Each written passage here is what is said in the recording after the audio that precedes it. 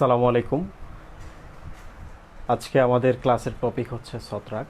খুব ইম্পর্টেন্ট একটা টপিক, শৈবালের থেকেও বেশি ইম্পর্টেন্ট এই টপিকটা, কারণ এটার একটা আমাদের দেশে বেশ গুরুত্ব আছে। কারণ আমরা ছত্রাক খাই, ছত্রাক চাষাবাদ করি, পাশাপাশি আমাদের রোগ হয়। স্কিন বিশেষজ্ঞ যারা আছেন তারা ছত্রাকজনিত রোগের ট্রিটমেন্ট করেন। তাহলে এটার সাথে একটা মেডিকেলের একটা রিলেশন আছে, তো এখান থেকে প্রশ্ন হতে পারে। পাশাপাশি এখানে কিছু টপিক আছে যেখান থেকে আমি যখন পরীক্ষা দিয়েছিলাম এইচএসসি ফাইনাল, তখন এখান থেকে কোশ্চেন হয়েছিল, ছত্রাকের হ্যাপ্লো ডিপ্লো বায়োটিক জীবনচক্র আলোচনা করো। তো বুঝতেই পারছো আমাদের সময় থেকে স্টিল এটা ইম্পর্টেন্ট একটা টপিক। ছোট ছোট এখানে অনেকগুলো টার্ম আছে, টার্মগুলো শিখতে হবে। তো টার্ম নিয়ে তোমাদের চিন্তার কিছু নেই, আমি যতক্ষণ আছি। তোমরা আমার কথা যদি ক্লিয়ার শুনতে পাও একটু কমেন্টে জানাই দাও।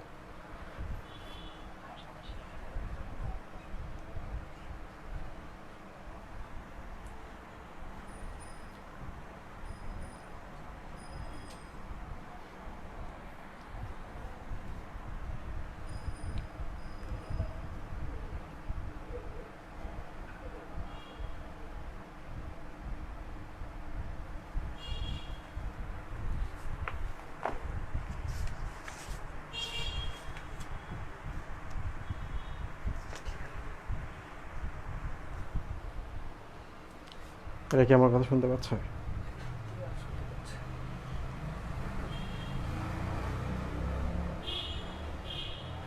আচ্ছা, সব কিছু ক্লিন দেখা যাচ্ছে। সো আমরা এখন ক্লাস শুরু করতে পারি। সবার আগে আমি বলে রাখি, আমি একবার আমি যখন প্রথমে ইন্টার্ন শেষ করার পর ডাক্তার হই, তখন আমি একটা জব শুরু করি। তো জবটা ছিল একটা এনজিও, আমেরিকান এক এনজিও। তো আমেরিকান এনজিওর আন্ডারে আমরা কাজ করতাম জামালপুরে, কুড়িগ্রামে, লালমনিরহাটে এবং গাইবান্ধায়। এখানকার যে চরাঞ্চলগুলো আছে এই চরাঞ্চলগুলোতে আমরা জব করতাম। তো চরাঞ্চলে গিয়ে আমরা দেখেছি যে কম বয়সী এবং বেশি বয়সীদের কমন কিছু রোগ আছে। বাচ্চা কাচ্চারা নদীতে লাফাঝাপা করে, স্বাভাবিকভাবে কানে পানি ঢোকে বা পানি খায়। খাওয়ার পর যে প্রবলেমটা হয়, এদের কান পাকা রোগ হয়। তো তোমরা তো আগের ক্লাসে জেনেছো, কান পাকাকে বলা হয় অটাইটিস মিডিয়া বা মধ্যকর্ণের সংক্রমণ। তো এটা আমি পড়াইছি। আরেকটা কমন ব্যাপার হচ্ছে, এটা নিয়ে আমি একটা স্ট্যাটাস লিখছিলাম গ্রুপের মধ্যে। একদিন এক বাবা তার সন্তানকে নিয়ে আসছে আমরা একটা স্কুল ঘরে সেদিন ক্যাম্পেইন করছিলাম, তো রুগী দেখছিলাম। এক বাবা একটা ছোট বাচ্চাকে নিয়ে আসছে, এসে বলতেছে যে ভুলে গেছি আমি টার্মটা, মানে জাস্ট চুলকায়, কি চুলকায় বলতে পারে না। তো না বলতে পারার কারণ হচ্ছে, বুঝতেই পারছো যে এটা গোপন ব্যাপার। গোপন ব্যাপার মানে হচ্ছে আমরা তো সবসময় যৌন ব্যাপারগুলোকে গোপন ভাবি। মেডিকেলে আসলে গোপন বলে কিছু নাই, কারণ সবই শিখতে হয়, সবই দেখতে হয়, সব ট্রিটমেন্টই করতে হয়। তো পরে বুঝলাম যে ছেলেটার আসলে হচ্ছে গ্রোইন। গ্রোইন মানে হচ্ছে দুই পায়ের মাঝখানে এই সাইডে আর এই সাইডে চুলকায়। তো চুলকানোর কারণ কি? তো বাচ্চাটা হচ্ছে ছোট একটা হচ্ছে পাঞ্জাবি পরেছিল। তো গ্রাম অঞ্চলে যারা আছো তারা তো জানো যে গ্রাম অঞ্চলে বাচ্চারা যখন রেগুলার পাঞ্জাবি পরে, শার্ট প্যান্ট না পরে, তার মানে বাচ্চাটা হচ্ছে হেফজোখানায় থাকে কিংবা এতিমখানায় থাকে। সুহিব, আমি কি ঠিক বলছি? তো বাচ্চাটা চুলকানি হওয়ার সাথে এই হেফজোখানা বা এতিমখানার সম্পর্ক কি? সম্পর্ক হচ্ছে এতিমখানায় বা হেফজোখানায় কিন্তু অনেকগুলো বাচ্চা একসাথে থাকে, একটা রুমের মধ্যেই থাকে, আর তাদের জন্য বিছানা থাকে না। বেশিরভাগ ক্ষেত্রেই যেটা দেখা যায় যে তারা একই ফ্লোরের মধ্যে গড়াগড়ি করে থাকে, তাই না সুফি ভাই? পাশাপাশি ওখানে স্বাভাবিকভাবেই ফ্যান কাজ করবে না, দুই তিনটা ফ্যানে কিছুই হবে না, কারণ আবহাওয়াটা হচ্ছে কম্প্যাক্ট, হিউমিডিটি বেশি, ঘাম বেশি হয়, তাহলে গরম বেশি। গরম মানে হচ্ছে উষ্ণ।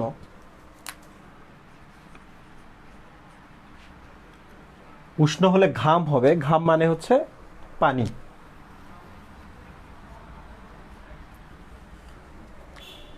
আর দুই নম্বর হচ্ছে আমাদের শরীরের কিছু অংশ, যেমন আমরা আমাদের টি শার্ট খুলে খালি গায়ে হাঁটাহাঁটি করতে পারি ছেলেরা, আমরা থ্রি কোয়ার্টার পরতে পারি, হাফ প্যান্ট পরতে পারি, কিন্তু আমরা কখনোই হচ্ছে আমাদের কমন কিছু ড্রেস কখনোই আমরা খুলতে পারবো না।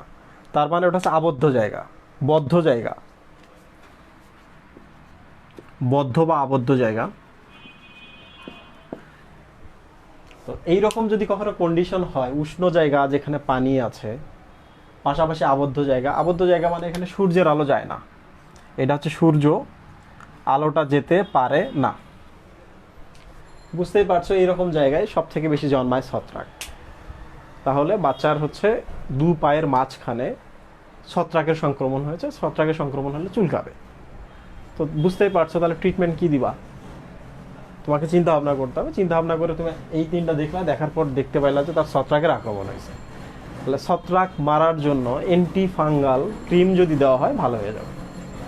কিন্তু আবার হতে পারে, কেন হতে পারে? কারণ আমি কিন্তু বাচ্চাটাকে ওই জায়গা থেকে নিয়ে আসি নাই। তাহলে হাফিজিয়া মাদ্রাসা, এতিমখানা কিংবা মসজিদ, এইসব জায়গাতে যেহেতু অনেক মানুষ একসাথে গ্যাদারিং হয়, স্বাভাবিকভাবে এই সব জায়গায় এটা বেশি ছড়ায়। আরও কোথায় কোথায় ছড়ায় সুবি ভাই? ম্যাচের মধ্যে ছড়ায়, কারণ ম্যাচের মধ্যে অনেক মানুষ একসাথে থাকে, গাদাগাদি করে, এর শার্টও ব্যবহার করছে, ওর প্যান্টও ব্যবহার করছে, আন্ডারওয়্যার, এমনকি গামছা পর্যন্ত একজনের তা আরেকজন ব্যবহার করে। ঠিক বলছি সুবি ভাই? তাহলে একজনের কাছ থেকে আরেকজনে ছড়াচ্ছে। তো সব কিছু চিন্তা ভাবনা করে তুমি বুঝতে পারবা যে এই কারণ হলে এখানে ছত্রাক জন্মাবে। তাহলে ছত্রাক জন্মানোর উপযুক্ত স্থান হচ্ছে, পারফেক্ট জন্মস্থান হচ্ছে উষ্ণ জায়গা যেখানে পানি আছে, বদ্ধ, সূর্যের আলো লাগে না। ঠিক আছে, তাহলে আমরা এটা মিশাই দিই।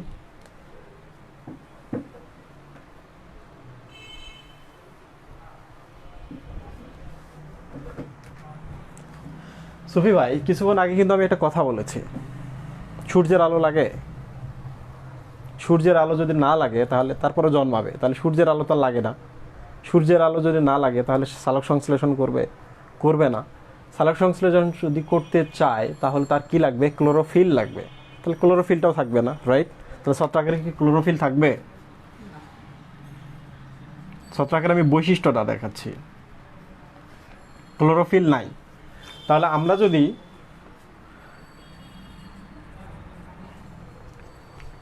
এই শব্দটা জানি তাইলেই কিন্তু ছত্রাকের একটা বড় অংশ আমাদের কিন্তু জানা হয়ে যাবে সিকুয়েন্স অনুযায়ী, অঙ্কের মতো। এরপর কি হবে? ক্লোরোফিল নাই মানে কি? এরা অসবুজ। যারা অসবুজ, ক্লোরোফিল নাই, তারা কি সালোক সংশ্লেষণ করতে পারে? তাহলে সালোক সংশ্লেষণ হবে না। সালোক সংশ্লেষণ যদি না হয় তাহলে এরা কি নিজের খাদ্য নিজে তৈরি করতে পারবে? তাহলে এরা খাদ্য তৈরি করতে পারবে না, খাদ্য তৈরি করতে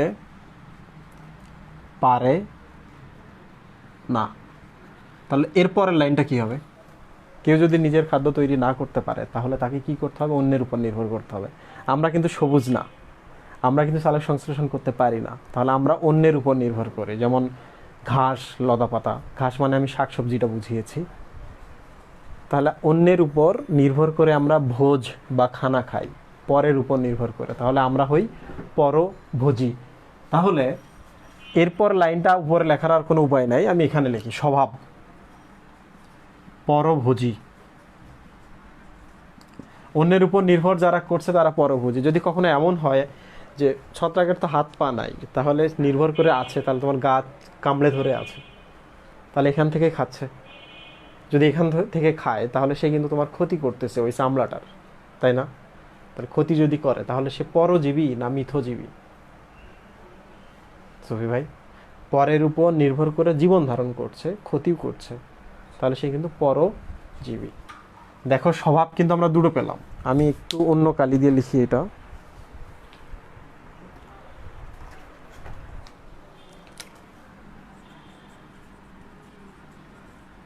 পরজীবী।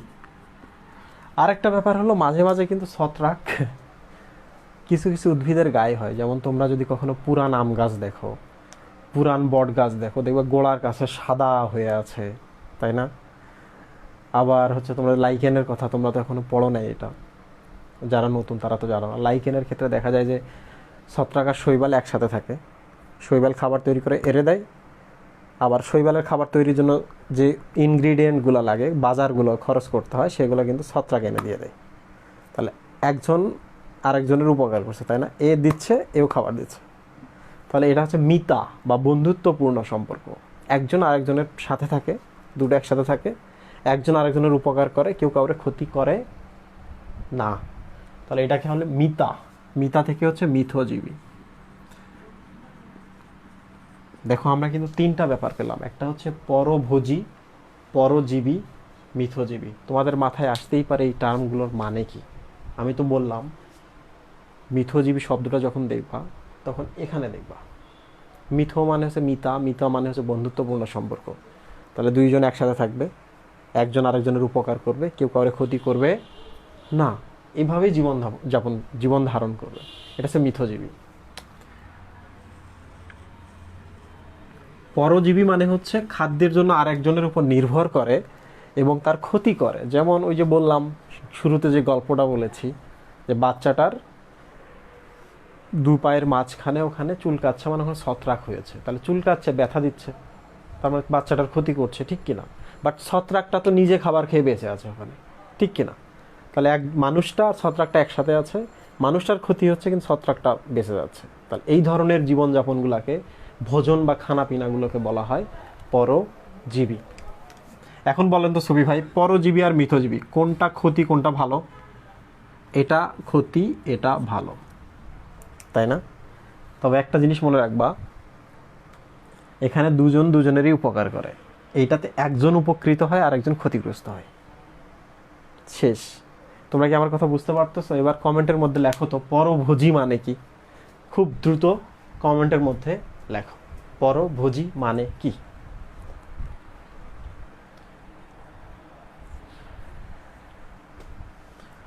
আচ্ছা, মৃতজীবীটা আমি অ্যাড করে দিই এখানে।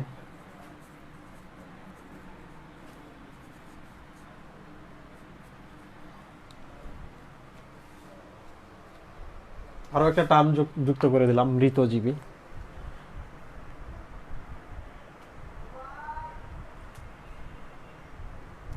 টেলিটক দিয়ে ক্লাস করছি, টেলিটকে নাকি হচ্ছে 1 মাসের প্যাকেজ 100 টাকায়, নামে মাত্র নাকি ওরা ইন্টারনেট দিচ্ছে। তো যে জিনিস নামে মাত্র, যে জিনিস ফ্রি, সেই জিনিসের সার্ভিস কেমন হবে সুবি ভাই? তো একজন স্টুডেন্ট লিখেছে টেলিটক দিয়ে ক্লাস করছি, পাশেই হচ্ছে কান্নার ইমো, কাঁদতেই হবে ফ্রি জিনিসে।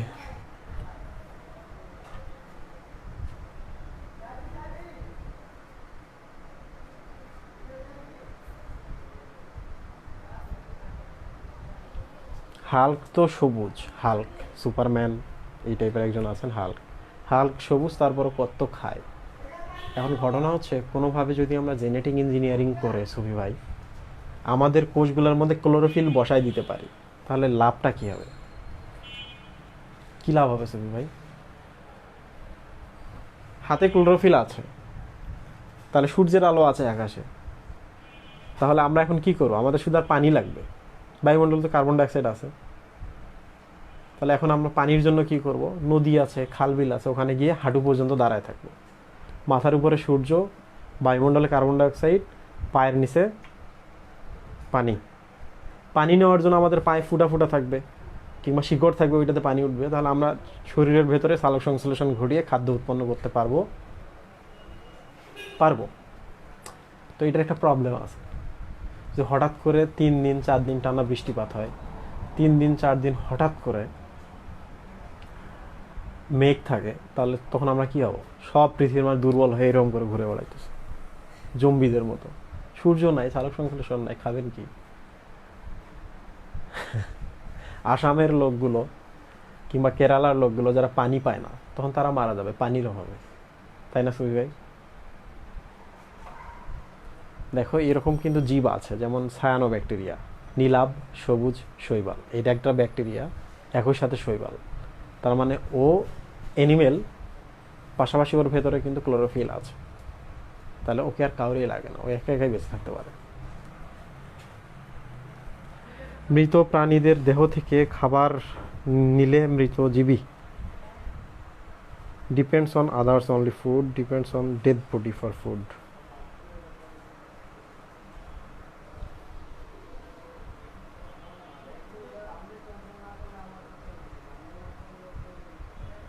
আমি 2টা জিনিস জিজ্ঞাসি, মৃতজীবী, পরভোজী।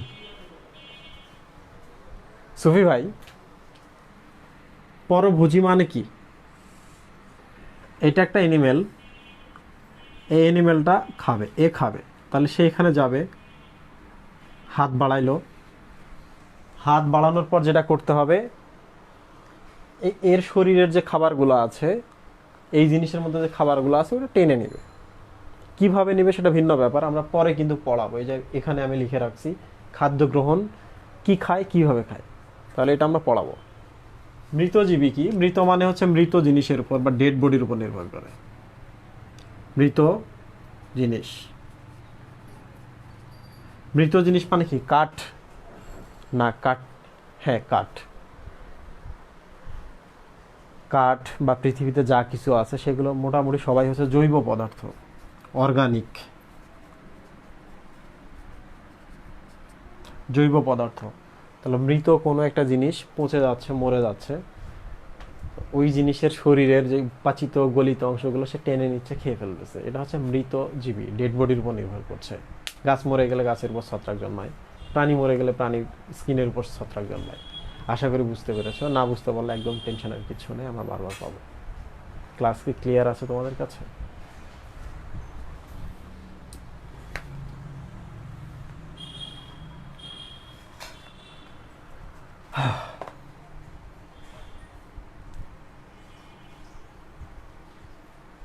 আচ্ছা, এখানে যে টার্মগুলো আছে, বলো তো এই 3টা টার্মের মধ্যে মানুষ কোনটা? সুবি ভাই, এই 3টা টার্মের মধ্যে মানুষ কোনটা? মানুষ পরজীবী নয়, কারণ অন্যের দেহে থাকে না। মানুষ মিথজীবী, মিথজীবী মানুষ। আমাদের গায়ে, আমাদের পরিপাক নালীতে একটা ব্যাকটেরিয়া আছে, ইকোলাই, ইকোলাই, স্টেশিয়া কোলাই। সমস্যা কি? তো ইকোলাই আছে, সে কিন্তু আমাদের পরিপাক নালী থেকে খাবার নিচ্ছে, বিনিময়ে সে আমাদের বি কোলাই দিচ্ছে। বি মানে হচ্ছে ভিটামিন বি কমপ্লেক্স। তাহলে ব্যাকটেরিয়ার মানুষের সাথে সম্পর্কটা কি? মিথজীবী, রাইট? তাহলে মানুষ আংশিক মিথজীবী, বাট মানুষ কিন্তু পুরোটাই পরভোজী। গাছপালা, ছাল বাকল, পশু পাখি যা কিছু আছে আমরা সব খাই, অন্যের উপর নির্ভর করি। ভোজনের উপর, পরের উপর নির্ভর করছি আমরা ভোজনের জন্য, এই জন্য পরভোজী। এখানে একটা বেসিক ব্যাপার আছে, একটু চিন্তা করো। অন্যের উপর নির্ভর করছি মানে কি? গাছপালা, গাছ প্লাস হচ্ছে পশু পাখি মানে অ্যানিমেল, প্রাণী, এই 2টা যদি আমরা খাই সুফি ভাই, এই 2টা যদি আমরা খাই, তাহলে আমাদের শরীরে কিন্তু, আমি তোমাদের 3টা অপশন দিচ্ছি, তোমরা 3টা অপশন কমেন্টের মধ্যে লিখবা কোনটা সঠিক অ্যান্সার। স্টার্টস গ্লাইকোজেন, চর্বি, এই তিনটার মধ্যে কোনটা আমাদের শরীরে সঞ্চিত থাকে? আমরা পরভোজী বলেই এই তিনটার যে কোনো তিনটা অপশন দিয়েছি। এই তিনটার মধ্যে অপশন আছে যেটা আমাদের শরীরে সঞ্চিত থাকে, কারণ আমরা পরভোজী। কমেন্টের মধ্যে লেখো তো কোনটা আনসার। সুবি ভাই আন্দাজ করুন তো।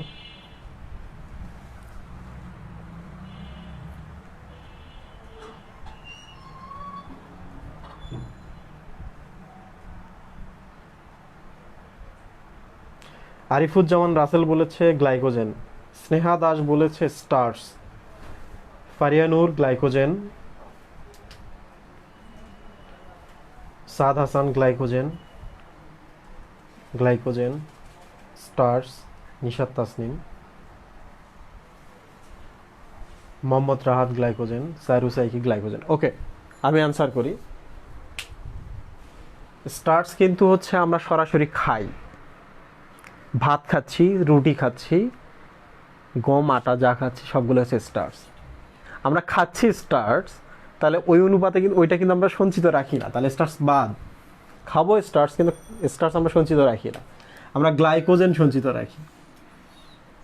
গ্লাইকোজেন, গ্লাইকোজ মানে হচ্ছে চিনি, বা গ্লাইকোজ মানে হচ্ছে গ্লুকোজ, জেন মানে যে তৈরি করতে পারে, তাহলে গ্লাইকোজেন মানে যে গ্লুকোজ তৈরি করতে পারে। আমরা খেলাম স্টার্স, খেয়ে সবগুলোকে আমরা ভেঙে ভেঙে গ্লুকোজ বানালাম। গ্লুকোজগুলো আমাদের যকৃৎ আছে, ল্যাব যেখানে আছে, জৈব রসায়নগার, যকৃৎ বা কলিজার মধ্যে জমা রাখলাম গ্লুকোজগুলোকে, কিভাবে? একসাথে পলিমার করে, একসাথে, তার নাম হচ্ছে গ্লাইকোজেন। এখন আমার যদি পরবর্তীতে আবার গ্লুকোজের প্রয়োজন হয়, তাহলে এই জিনিসটা গ্লুকোজ তৈরি করতে পারবে, এই জন্য এর নাম হচ্ছে গ্লাইকোজেন, বা গ্লুকোজ যে জেন বা তৈরি করতে পারে। এখন আমাদের তো এমন হয় যে আমরা একটা টেবিলের মধ্যে সব বই রাখতে পারি না, একইভাবে আমরা একটা কলিজা বা একটা যকৃতের মধ্যে সবগুলো গ্লুকোজ গ্লাইকোজেন আকারে বানায় রাখতে পারবো না। মাত্র 100 গ্রাম আমরা সঞ্চিত রাখতে পারি, 100 গ্রাম। খাইছি তো 6 প্লেট, চোখ মুখ বন্ধ করে কবজি ডুবাইয়ে খাই, বাকিগুলো হয়ে গেল, বাকিগুলো চর্বি আকারে জমা হবে। এই যে দেখো এখানে আমি চর্বি লিখে রাখছি। তাহলে আমাদের সঞ্চিত খাবারের নাম হচ্ছে গ্লাইকোজেন, চর্বি। চর্বিটা যেহেতু সবসময় বলে না, বলার দরকার নাই, অপশন থাকলে একটা দাগা বা গ্লাইকোজেন, বাট এইটাও চর্বিও আমাদের সঞ্চিত থাকে, বুকে থাকে, কোমরের চারপাশে থাকে, সারা শরীরের ত্বকের নিচে থাকে। বোঝা গেল সুবি ভাই? আর পোলাদের ক্ষেত্রে পেটে থাকে চারপাশে, ঠিক বলছে? তাহলে যখন আমরা খাবো না, চুপচাপ থাকবো, তখন এগুলো ভেঙে ভেঙে ভেঙে ভেঙে শক্তি উৎপন্ন করবে। তবে চর্বি কমানোর জন্য, ভুঁড়ি কমানোর জন্য খাওয়া বন্ধ করে রাখা যাবে না। আমি সব সময় বলি, যদি কখনো ওজন কমাইতে চাও বেশি করে খাও, কিন্তু খাবারটাকে ভাগ করো, সারা দিন ধরে খাও, ক্ষুধা কখনো লাগতে দেওয়া যাবে না, তাহলে চর্বি কমবে। কিছু বুঝলেন সুবি ভাই? আচ্ছা, একদিন বলবো তোমাদের কিভাবে ওজন কমানো যায়। অনেকে আবার বলো ভাইয়া আমাদের তো আন্ডার ওয়েট, আমরা কিভাবে বাড়াবো? এটাও চিন্তা করো না, তোমাদের জন্য একটাই কথা, বেশি করে খাও। লোক, তাহলে আমরা সঞ্চিত খাবার পেলাম, গ্লাইকোজেন, চর্বি। এবার চলে আসি, বইয়ের মধ্যে আরো একটা কথা লেখা আছে, ভলিউটিন থাকে। ভলিউটিন বলে একটা জিনিস থাকে, এটা একটা বেজোফিলিক পদার্থ, আর কিচ্ছু না। এটা একটা বেজোফিলিক পদার্থ যেটা চর্বি হিসাবে সঞ্চিত থাকে।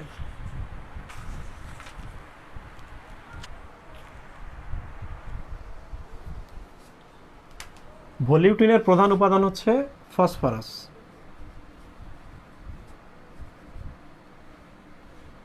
ফসফেট লিখে রাখি, ফসফেট, এটা হচ্ছে আসলে পলিফসফেট। তো মাঝে মাঝে তোমরা ভলিউটিন দেখো। ভলিউটিন আসলে কি? ভলিউটিন হচ্ছে একটি বেজোফিলিক, যে ক্ষার পছন্দ করে এমন একটি পদার্থ যেখানে অনেকগুলো ফসফেট আছে। এই ফসফেট থাকার জন্য আমরা একটা পড়া পড়তে গিয়ে হঠাৎ করে একটা ইন্টারেস্টিং জিনিস পাবো, এই জন্য আমি এই টপিকটা এখানে বলে রাখলাম। ভলিউটিন হচ্ছে পলিফসফেট। ঠিক আছে সুবি ভাই? তাহলে আমরা কিন্তু পেলাম অনেকটা। কতদূর? আমরা হচ্ছে সঞ্চিত খাবার পর্যন্ত পেয়েছি। এখন চলে আসি খাদ্য গ্রহণ প্রক্রিয়া, কিভাবে খায়। ছত্রাকের মুখ আছে, চোখ কান নাক আছে? নাই। তাহলে ছত্রাক খাবে কিভাবে? ছত্রাকের হচ্ছে এইরকম আঙ্গুলের মতো লম্বা লম্বা জিনিস থাকে, এই পথে ছিদ্র থাকে, সে করে কি খাবারের মধ্যে ঢোকায় দেয়, দিয়ে টান দেয়, শুষে নেয়। এটাকে বলে অ্যাবজর্পশন বা শোষণ। কই গেল? শোষণ। তাহলে শোষণের মাধ্যমে সে খাবার গ্রহণ করে। এখানে আরও একটু বলে রাখি কিভাবে শোষণ করে। সেটা হলো, এটা হচ্ছে ছত্রাক, এখানে খাবার আছে এই জায়গাটায়। প্রত্যেকটা ছত্রাকের যে কোষগুলো আছে মাঝখানে একটা করে ছিদ্র আছে, ছোট ছোট কয়েকটা করে ছিদ্র থাকতে পারে, ছিদ্র আছে। তাহলে সে এই মাথাটা এই খাবারের মধ্যে প্রবেশ করায় দেয়, দিয়ে টান দেয়, শুষে নেয়। খাবারটা এইটা থেকে এইটা, এই কোষ থেকে এই কোষে, এই কোষ থেকে এই কোষে আসে। তাহলে এই কোষের সাইটোপ্লাজম থেকে খাবারটা এই কোষের সাইটোপ্লাজমে গেল, তাই না সুই ভাই? সাইটোপ্লাজম মানে কি? একটা ঘরের মেঝে, আর কিছু না। তাহলে এই সাইটোপ্লাজম থেকে সাইটোপ্লাজমে প্রবাহ হচ্ছে বলে তাদের খাদ্য গ্রহণ প্রক্রিয়াটাকে বলা হয় শোষণ। কিভাবে শোষণ হয়? সাইটোপ্লাজম থেকে সাইটোপ্লাজমে প্রবাহ হয়, এটার নাম হচ্ছে সাইটোপ্লাজমিক স্ট্রিমিং বা সাইটোপ্লাজমিক প্রবাহ। ঠিক আছে? তাহলে কখনো যে প্রশ্ন হয় ছত্রাক কিভাবে খাদ্য গ্রহণ করে, লিখবা শোষণের মাধ্যমে। তাহলে তারা কিভাবে শোষণ করে, শোষণটা কিভাবে সংগঠিত হয়, লিখবা সাইটোপ্লাজমিক প্রবাহ। ইংলিশে যদি লেখো সাইটোপ্লাজমিক স্ট্রিমিং, STREAMING। স্ট্রিম মানে স্রোত, স্রোতের মধ্যে তো যাচ্ছে একটা থেকে আরেকটা। ঠিক আছে?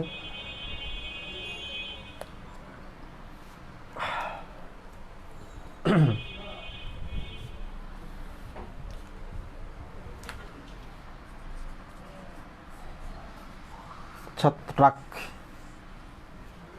কতে হচ্ছে কাইটিন। ছত্রাকের কোষ প্রাচীর হচ্ছে কাইটিন নির্মিত।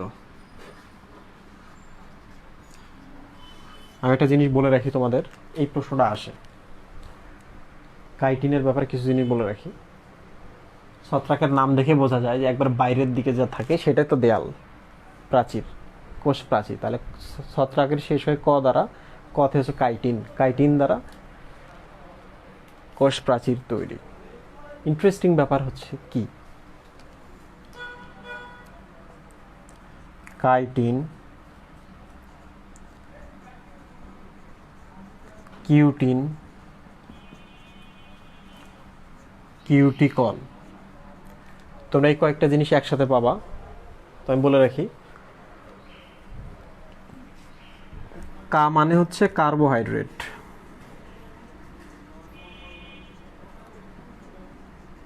তাহলে কাইটিন আসলে হচ্ছে কার্বোহাইড্রেট, কার্বোহাইড্রেটের বাংলা হচ্ছে শর্করা, তাহলে কাইটিন হচ্ছে শর্করা।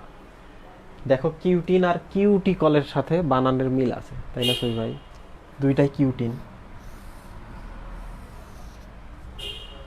কিউটিন আর কিউটিকল, তাহলে এই দুইটা জিনিস একই। কি জিনিস? কিউটিকল তেল, দুইটা শেষে ল আছে, তাই না? তো ধর এটা তেল, তেল মানে হচ্ছে চর্বি, তেল মানে হচ্ছে লিপিড, তাহলে এগুলো হচ্ছে লিপিড। কিউটিকল আর কিউটিন একই জিনিস, ছোট্ট একটা পার্থক্য আছে, ওটা আমি আরেকদিন বলবো যখন আমি টিস্যু তন্ত্র পড়াবো তখন। মনে থাকবে সুই ভাই? এই প্রশ্নটা হয়, কোনটি সমগোত্রীয় নয়? কাইটিন, কিউটিন, কিউটিকল, মোম। মোম তো হচ্ছে আমরা তো জানি যে এটাও একটা লিপিড, তাই না? তাহলে বাকি তিনটা হচ্ছে লিপিড, এটি হচ্ছে কার্বোহাইড্রেট। আশা করি বুঝতে পেরেছো। তোমরা কি আমার কথা বুঝতে পারতেছো? একটু কমেন্টে বলো।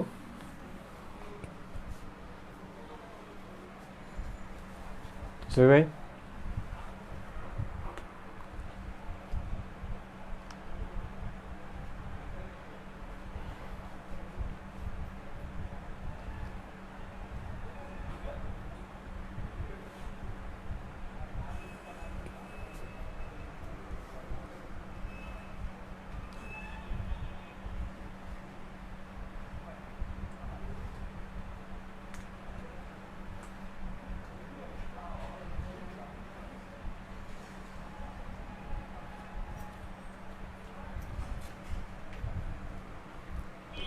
ওরা আর ভাইয়া ডাকে না, হ্যাঁ ভাই, জি ভাই, বুঝতেছি ভাই। সাবাস, ইলেকশন করবো আমি সামনে। আর মার্কা হচ্ছে ইলেকট্রন মাইক্রোস্কোপ। আচ্ছা, আমি এই অংশটুকু মিশাই ফেলি।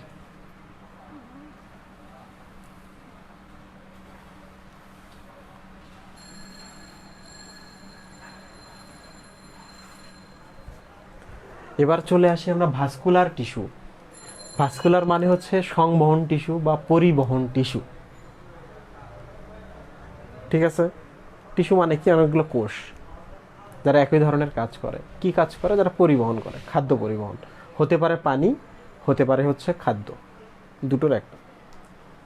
তো আমি কিছুক্ষণ আগে বলেছিলাম যে ছত্রাকের কোষগুলা এইরকম, এ খাইলে ভেতর দিয়ে চলে যায়। তাহলে এদের জন্য কি আলাদা পাইপলাইন লাগে ছবি ভাই? লাগে না। তাহলে কি ভাস্কুলার বা পরিবহন টিস্যু আর লাগবে? লাগবে না। তাহলে এদের সংবহন টিস্যু নাই, ওইটাই হচ্ছে পরিবহন টিস্যু। পরিবহন টিস্যু নাই, ওইটাই হচ্ছে ভাস্কুলার টিস্যু। ভাস্কুলার টিস্যু নাই। জননাঙ্গ, শৈবাল আর ছত্রাকের মধ্যে পড়ায় মিল আছে, তার কারণ তার কাছাকাছি। তাহলে এটারও জননাঙ্গ এক কোষী। ঠিক আছে, তারপর হচ্ছে ওই যে বলছিলাম জননাঙ্গের চারপাশে কোনো বন্ধা কোষ দ্বারা আবৃত থাকে না। বন্ধা কোষ কি? সব কোষই তো বাচ্চা দিতে পারে, তাই না? সবাই পারে, এককভাবে সবাই জন্ম দিতে পারে, তাহলে এক কোষী। এও পারে, ও একক, এও পারে, ও একক, এই জন্য বলা হয় এক কোষী। আবার সবাই যেহেতু পারে, তাহলে একজনের বাচ্চা হলে কেন চারজন পাশে ঘিরে থাকবে? ওরা তো বাচ্চা দিতে পারে। তাহলে বন্ধা কোষ বলে কিছু নাই এদের। তাহলে বন্ধা কোষ দ্বারা জননাঙ্গ বা যে কোষটা জন্ম দিচ্ছে নতুন কোষ, তাদেরকে ঢেকে রাখে না। তাহলে বন্ধা কোষের কোনো আবরণ নাই। এবার চলে আসি হচ্ছে বংশবৃদ্ধি বা জনন। সেম জিনিস, ওইটার মতো স্পোরের মাধ্যমে করতে পারে, গ্যামিট সৃষ্টি করতে পারে, অযৌন জনন আর কি, যৌন জনন, এগুলো করতে পারে। এগুলো আমরা পরে পড়ব।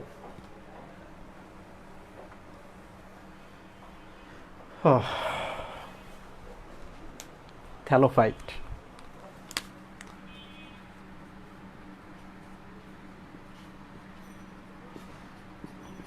সুবি ভাই, ফাইট মানে কি?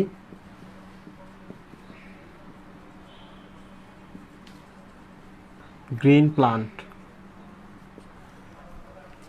সবুজ উদ্ভিদ।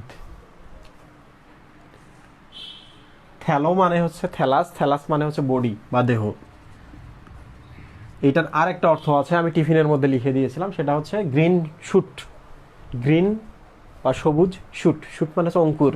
অঙ্কুর মানে হচ্ছে যে কেবল বাচ্চা হয়ে দুটো পাতা গজাইছে, এই জিনিসটাকে বলে গ্রিন শুট। তাহলে বাচ্চা গজাচ্ছে মানে পাতার দুইটা গজাচ্ছে ছোট্ট একটা জিনিসের মধ্যে, তার মানে ওটা একটা নতুন দেহ না? ঠিক কিনা? তাহলে ওইটাই আসলে হচ্ছে থ্যালাস। এখানে ইম্পর্টেন্ট কথা হচ্ছে ফাইট শব্দটা কেন যুক্ত করা হয়েছে। কারণ এরা তো সবুজ না। সবুজ না হলে কি আমরা উদ্ভিদ বলতে পারবো না ছবি ভাই? পাতাবাহার কি বিভিন্ন রঙের আছে, লাল আছে, কমলা কালারের আছে, হলুদ কালারের আছে, ওগুলোকে আমরা কি উদ্ভিদ বলি না? তাহলে এরে উদ্ভিদ বলতে সমস্যা কি? তাহলে এখানে একটা কথা হচ্ছে, তাহলে প্লান্ট শুধু গ্রিন হতে পারে না, প্লান্ট অন্য কালারেরও হতে পারে। যেমন ছত্রাকগুলা, ছত্রাক শুধু খাই না, ছত্রাক শুধু রোগ সৃষ্টি করে না, ছত্রাক মাঝে মাঝে সৌন্দর্য বৃদ্ধির জন্য ব্যবহার করা হয়, টবের মধ্যে ছত্রাক লাগানো হয়। তাহলে সৌন্দর্য বৃদ্ধি মানে অন্য রং। অন্য রং মানে কি? নীল, হলুদ, কমলা। তাহলে সবুজের জন্য যদি ক্লোরোফিল থাকে, তাহলে ওই ওই বর্ণগুলোর জন্য আলাদা আলাদা রঙিন বর্ণকণিকা থাকে। ঠিক কিনা সুই ভাই? তাহলে শুধু ক্লোরোফিল থাকলেই সেটি ফাইট নয়, অন্যগুলো থাকলে তাকে আমরা ফাইট বলবো। থ্যালোফাইট। বডি,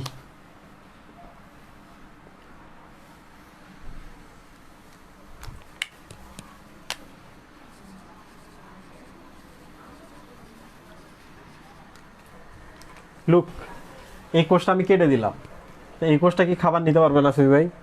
এটাও কেটে দিলাম, এই কোষটাই খাবার নিতে পারবে না? আচ্ছা, এটাও কেটে দিলাম, এই কোষটাই খাবার নিতে পারবে না? পারবে কি না? তাহলে দেখো প্রত্যেকটা কোষে আমি বলছিলাম এও প্রজনন করতে পারে, এও পারে, এও পারে, এও পারে, সমান সমান। এও খাবার নিতে পারে, এও খাবার নিতে পারে, এও খাবার নিতে পারে, সমান সমান। তাহলে এদের আসলে শিকড় বলে কিছু নাই, এদের পাতা বলে কিছু নাই, এদের ডালপালা বলে কিছু নাই, সবাই সেম জিনিস। তাহলে আমরা বলতে পারি না সম অঙ্গ, আগা গোড়া ডানে বামে উপর নিচে সব সমান। এই জন্য এটাকে বলে সমাঙ্গদেহী বা থ্যালোফাইট। ক্লিয়ার? আশা করি বুঝতে পেরেছো তোমরা। দেখো শৈবালের সাথে অনেক পড়া মিলে যাচ্ছে। এবার চলে আসি আমরা আরো কিছু কথায়, যেমন এরা হচ্ছে তীব্র অভিযোজন ক্ষমতা সম্পন্ন। ছত্রাকের ইনফেকশন যে শুধুমাত্র গ্রীষ্মকালেই বেশি হবে, কারণ ঘাম বেশি হবে, কারণ পানি লাগে তো তাদের, অন্ধকার লাগে, তখনই যে বেশি হবে তাই না, শীতকালেও হতেই পারে, পারে না? তাহলে কম তাপমাত্রাতেও এরা জন্মাতে পারে, বেশি তাপমাত্রাতেও এরা জন্মাতে পারে, মিনিমাম 5 ডিগ্রি উপরে 80 ডিগ্রি এরকম টেম্পারেচারের মধ্যে ওরা জন্মাইতে পারে। এই জন্যই বলা হয় তীব্র অভিযোজন ক্ষমতা সম্পন্ন। যে কোনো টেম্পারেচারের সাথে তারা নিজেকে মানিয়ে নিতে পারে। তোমাদের জন্য প্রশ্ন, কেন তারা যে কোনো টেম্পারেচারের সাথে মানিয়ে নিতে পারে? তোমরা একটু দ্রুত কমেন্টের মধ্যে বলো, কেন তারা তীব্র অভিযোজন ক্ষমতা সম্পন্ন? তাদের স্পেশালিটিটা কি? কমেন্টের মধ্যে বলো।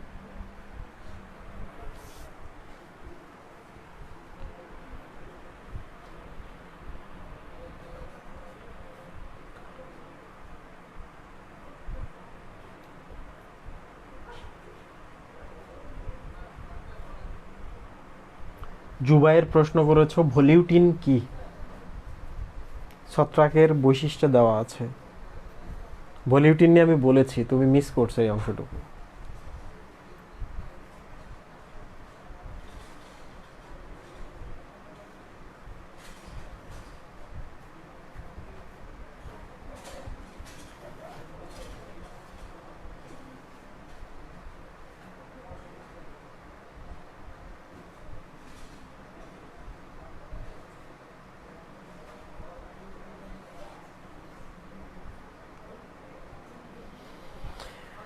প্রশ্ন করছি অভিযোজন ক্ষমতা উচ্চ, মানে যে কোনো তাপমাত্রায় তারা বাঁচতে পারে। এটার আনসার তো এটা নয় ভাই, যে অভিযোজন ক্ষমতা উচ্চ। আমি যদি জিজ্ঞেস করি সুফি ভাই খারাপ মানুষ, কেন খারাপ মানুষ? এটার আনসার কখনোই হতে পারে না খারাপ বলে তাই খারাপ মানুষ, তাই না? তাহলে সুফি মিথ্যা কথা বলে, খারাপ মানুষ। সুফি প্রতারক, বেঈমান, খারাপ মানুষ। সুফির মুখ খুব খারাপ, খারাপ মানুষ। এগুলো হচ্ছে আনসার। ক্লোরোফিল নেই, তাই ক্লোরোফিল না থাকলে কেন হয়?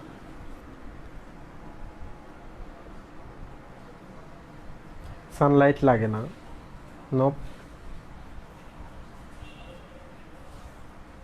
সূর্যের আলোর উপর ডিপেন্ড করে না, তাই নব। যেহেতু ক্লোরোফিল নাই, সূর্যের আলো লাগে না, তাই অন্ধকারেও জন্মাতে পারে, সেম ভাবে উচ্চ তাপমাত্রায় জন্মাতে পারে, যে কোনো তাপমাত্রায় বাঁচতে পারে। এই কাছাকাছি গেছে, কাছাকাছি গেছে, ভেরি গুড। লুক, যে জিনিসটা পরভোজী, অন্যের উপর নির্ভর করে, তাহলে সে খাবার অলরেডি রেডি আছে, সে শুধু টেনে নিয়ে নিল, তাই না? 2 নম্বর হচ্ছে সে পরজীবী, তাহলে আমার শরীরে গ্লুকোজ তৈরি আছে, গ্লুকোজকে তো আর ভাঙা যায় না, সে গ্লুকোজটা টেনে নিল, তাহলে এই জিনিসটা খাবার রেডি আছে, সব কিছুই টেনে নিতে পারছে। তাহলে পরজীবী, পরভোজী হওয়ার জন্য এরা আসলে তীব্র অভিযোজন ক্ষমতা সম্পন্ন, কারণ এরা রেডিমেড খাবার পায়। এই যে আমরা মানুষ, আমরা কিন্তু শীত প্রধান দেশে, গ্রীষ্ম প্রধান দেশে, সব প্রধান দেশে থাকতে পারি, কারণ কিছু ভাই, কারণ এই যে এরা প্রথমের দিকে আনসার করতে হবে না, সূর্য আলোক লাগে না, দ্যাট মিনস হচ্ছে অন্যের উপর নির্ভর করতে হয় না, বাট খাবার রেডিমেড থাকে, ওইটাই খাই আমরা, এই হচ্ছে কারণ। আচ্ছা, এখন আমি তোমাদের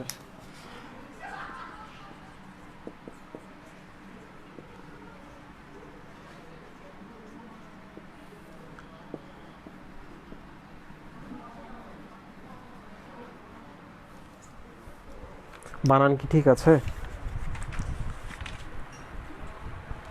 আর্মিলারিয়া অস্টোয়াইএই, দুটো ছত্রাকের নাম দেওয়া আছে, খুব ইন্টারেস্টিং। সুফি ভাইয়ের খুশি লাগবে এই জিনিসটা কি, দেখো আমি দুটো ছত্রাকের নাম এখানে দিয়েছি। আরও একটা নাম লিখি আমি, অ্যামাটোক্সিন। এটা একটা টার্ম, এটা কোনো ছত্রাকের নাম নয়। অ্যামানিটার বলে একটা ছত্রাক আছে, সেখান থেকে আসে।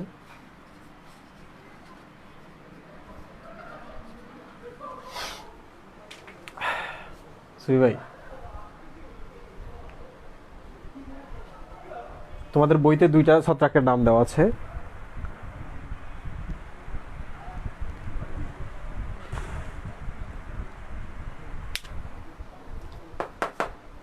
এই দুইটা কি কি জিনিস আমি দেখাই।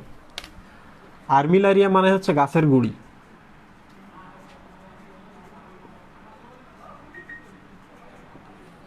তাহলে এটা মাটি, শিকড়, এটা গাছের গুড়ি, এখানে গিয়ে শেষ। আমরা দেখি গাছের গুড়ির অল্প একটু জায়গা এইটা, তো একটুকু দেখে কিন্তু আমাদের মনে হতে পারে টান দিলে উঠে আসবে, ছিঁড়ে যাবে, কিন্তু আমরা জানি না এটার নিচে অনেক কিছু আছে, শিকড় আছে, ঠিক না? তাহলে আর্মিলারিয়া শব্দটার অর্থ এইটা, গাছের গুড়ি। ঠিক আছে, নিয়ার টু স্টাম্প বা গাছের গুড়ির মতো এক।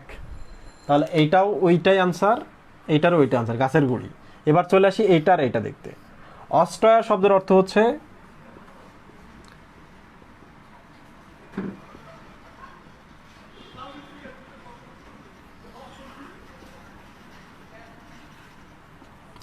Group of night or Lord. Night কি জিনিস বলি, জাফরান লাগান এখানে।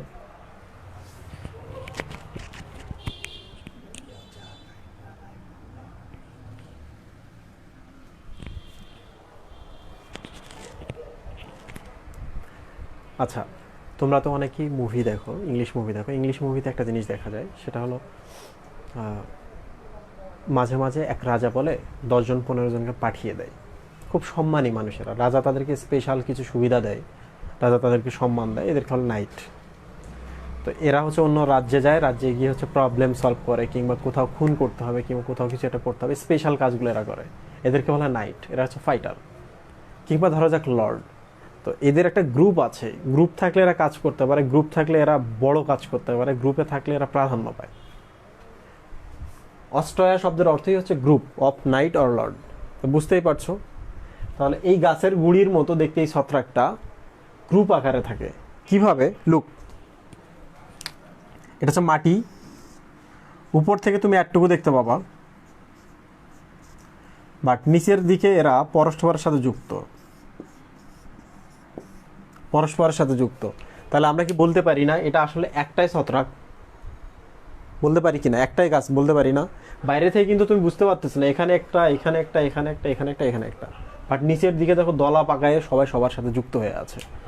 দুইটা সংখ্যা 2000, 2400, 2000 বছর বয়স্ক একটা ছত্রাক আছে পৃথিবীতে, 2000 বছর বয়স্ক, যেটি 2400 কি 2400 সংখ্যাটা কি? সরি, আচ্ছা আমি একটু ভুল বলে ফেলছি। এটা আসলে হচ্ছে 2000 একর, 2400 বছর। আর্মিলারিয়া অস্ট্রায়া, যেটা গাছের গুড়ির মতো, উপর থেকে দেখলে মনে হয় একটুকু, বাট নিচ থেকে সবার সাথে যুক্ত, এটা আসলে একটাই ছত্রাক, 2000 একর জমিতে একসাথে আছে। তাহলে একটা গাছ 2000 একর জমিতে আছে সুবি ভাই, বয়স হচ্ছে 2400 বছর। তাহলে ধরে নিতে পারি এই গাছটাই হচ্ছে পৃথিবীর সব থেকে বড় গাছ, এই উদ্ভিদটাই পৃথিবীর সবথেকে বড় উদ্ভিদ। একইভাবে চিন্তা করেন, উদ্ভিদ আর প্রাণী দুইটা তো জীব। তাহলে পৃথিবীতে যত জীব আছে, যত উদ্ভিদ আছে, যত প্রাণী আছে, সবগুলোর থেকেই বড় হচ্ছে এইটা, আর্মিলারিয়া অস্ট্রয়া। খুব ইম্পর্টেন্ট একটা জিনিস। পৃথিবীর সব থেকে বড় উদ্ভিদের নাম কি? পৃথিবীর সব থেকে বড় ছত্রাকের নাম কি?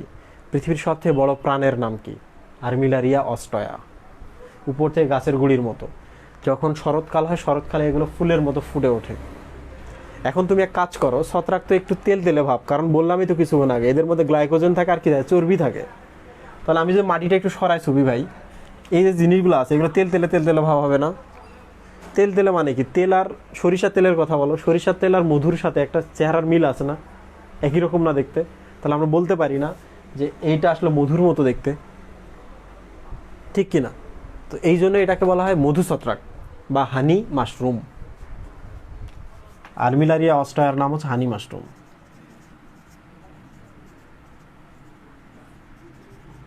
পৃথিবীর সব থেকে বড় জীব, ঠিক আছে? আচ্ছা, এটা আমরা শেষ করি। এবারে আমরা আসি আর্মিলারিয়া মেলা। মেলা মানে হচ্ছে হানি ওয়াটার। এর নাম হানি ওয়াটার, বাট একে কখনো আমরা অন্য কিছু বলতে পারবো না, মানে এটাকে হানি মাশরুম বলতে পারবো না। এর নাম হানি ওয়াটার, বাট এই জিনিসটাই হচ্ছে রাতের বেলা করে জ্বলে, জল জল করে জ্বলে। বোঝা গেল সুফি ভাই? স্পেশাল জিনিস না এটা। তাহলে এই ছত্রাকটা আমরা লাগাতে পারি যে কোনো জায়গায়। আগে যে ছত্রাকটা ছিল ওটা যুক্তরাষ্ট্রে পাওয়া যায়, অরেগন বলে একটা স্টেট আছে, এই স্টেটে এটা আছে। অত বড় যদি হয়, কারণ ছত্রাক তো পরজীবী, রাইট? মৃতজীবী। তাহলে চিন্তা করো তো, 2000 একর জমিতে কি নাই যেটা সে খায় না? সব খেয়ে ফেলে। তাহলে এখন বলেন তো, ওই জায়গায় কোনো কিছু চাষাবাদ করতে পারবেন না। তাহলে ওখানকার মাটির কোনো উর্বরতা নাই, সব এরা খায়। শরৎকাল হলে ওরা উপরে ফুলের মতো ফুটে ওঠে, অনেক সুন্দর দেখা যায়। ঠিক আছে?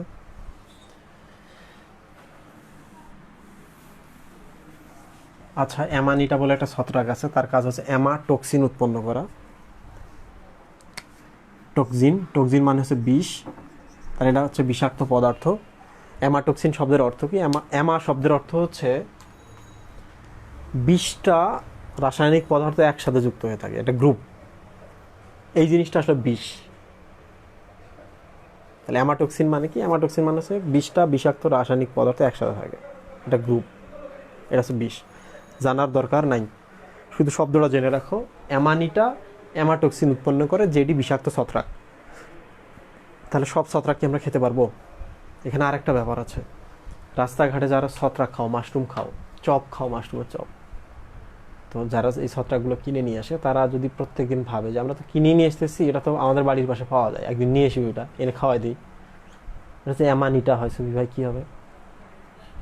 শেষ। তাহলে রাস্তাঘাটে ছত্রাকগুলো কখনো খাওয়া যাবে না। মাঝে মাঝে টাকা খরচ করে ভালো খাবার খেতে হবে। কিছু বুঝলেন কিছু? গুড।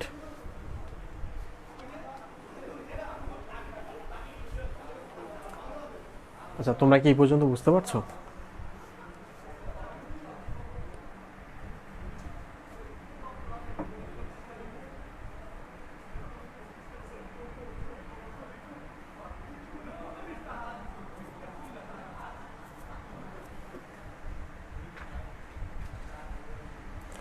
যারা নাইট, তাদেরকে স্যার ডাকতে হয়। এখন কি এই ছত্রাককেও স্যার ডাকতে হবে? জি।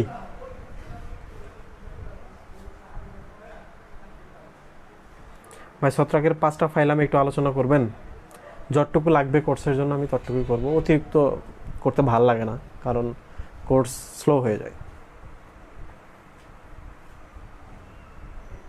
আচ্ছা, ঠিক আছে। শুধু আমরা কি ব্রেক দেবো 2 মিনিটের? আচ্ছা, একটু বোরিং জিনিস পড়াইছি তো 2 মিনিটের জন্য একটা ছোট্ট ব্রেক দিই। তোমাদের জন্য আমি একটা প্রশ্ন রেখে যাই, তোমরা প্রশ্নগুলো আনসার দাও। 1 নাম্বার হচ্ছে,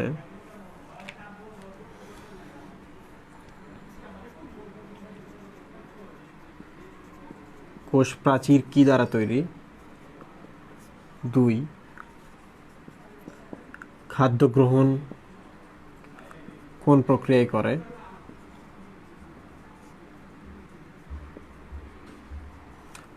এর নিচেই লিখবা ব্র্যাকেটের মধ্যে একটা পদ্ধতি আছে, প্রবাহ, এই প্রবাহটার নাম কি? 3 নাম্বার হচ্ছে, স্বভাব কি? স্বভাব মানে হচ্ছে খাদ্য গ্রহণের স্বভাবটা কেমন। তোমরা এগুলো লেখো, 2 মিনিটের ছোট্ট একটা ব্রেক।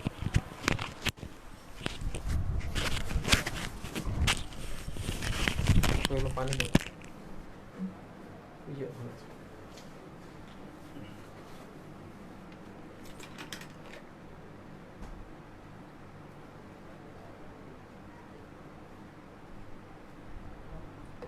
জাফরান কই?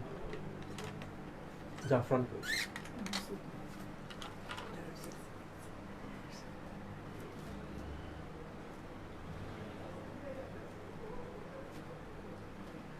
মানে কি?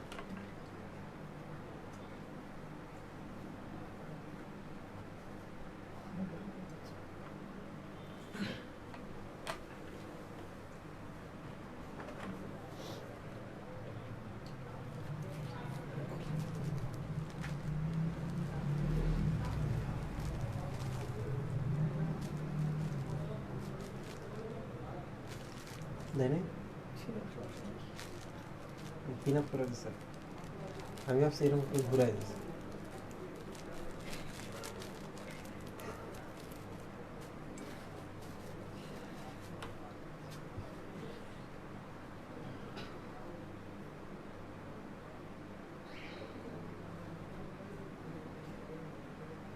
টেস্টে কোনো চেঞ্জ আছে? এটা খুব বাজে চেঞ্জ দেখা যাচ্ছে, তাই না?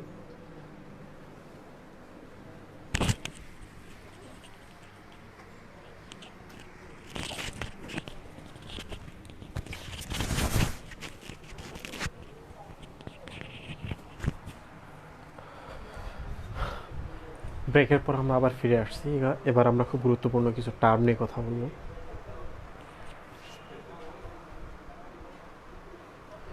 আরিফুজ্জামান রাসেল, কাইটিন, শোষণ। আমি প্রবাহটারও নাম লিখতে বলেছিলাম, লেখনি। পরভোজী, মৃতজীবী।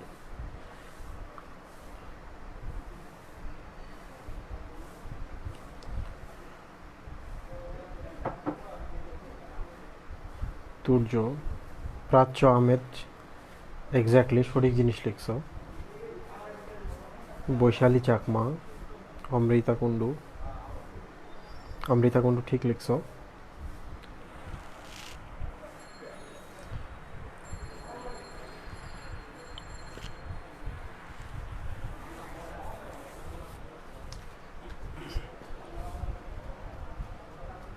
আয়দা হোসেন ঠিক আছে, সারু সাইকি ঠিক আছে। সবাইকে ধন্যবাদ, তোমরা খুব চমৎকার লিখছো। তো তোমরা বই খুলছো কিনা এটা তো আর আমি জানি না। কোষ প্রাচীর, ছত্রাক, ক আছে শেষে, কতে কাইটিন। 2 নম্বর হচ্ছে খাদ্য গ্রহণ কোন প্রক্রিয়ায়? অন্যের উপর নির্ভর করে খায়, শোষণ করে খায়, তাই না? শোষণটা কিভাবে প্রবাহিত হয়? সাইটোপ্লাজমিক প্রবাহ, তাই না? স্বভাব কি? স্বভাব তো ওই যে ওইটা, পরজীবী, পরভোজী, মিথজীবী, আর একটা হচ্ছে মৃতজীবী।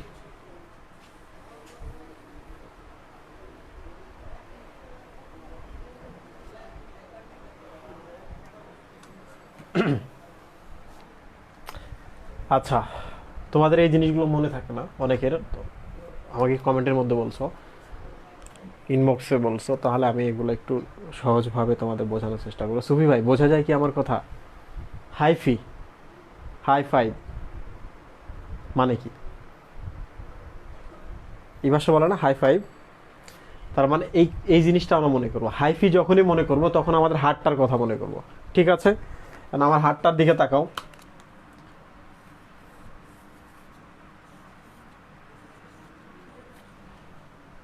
তাহলে আঙুল এরকম,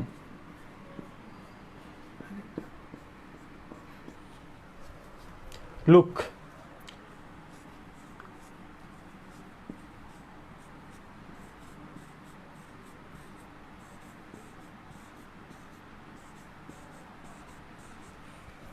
এগুলাই হচ্ছে হাই, হাইফি।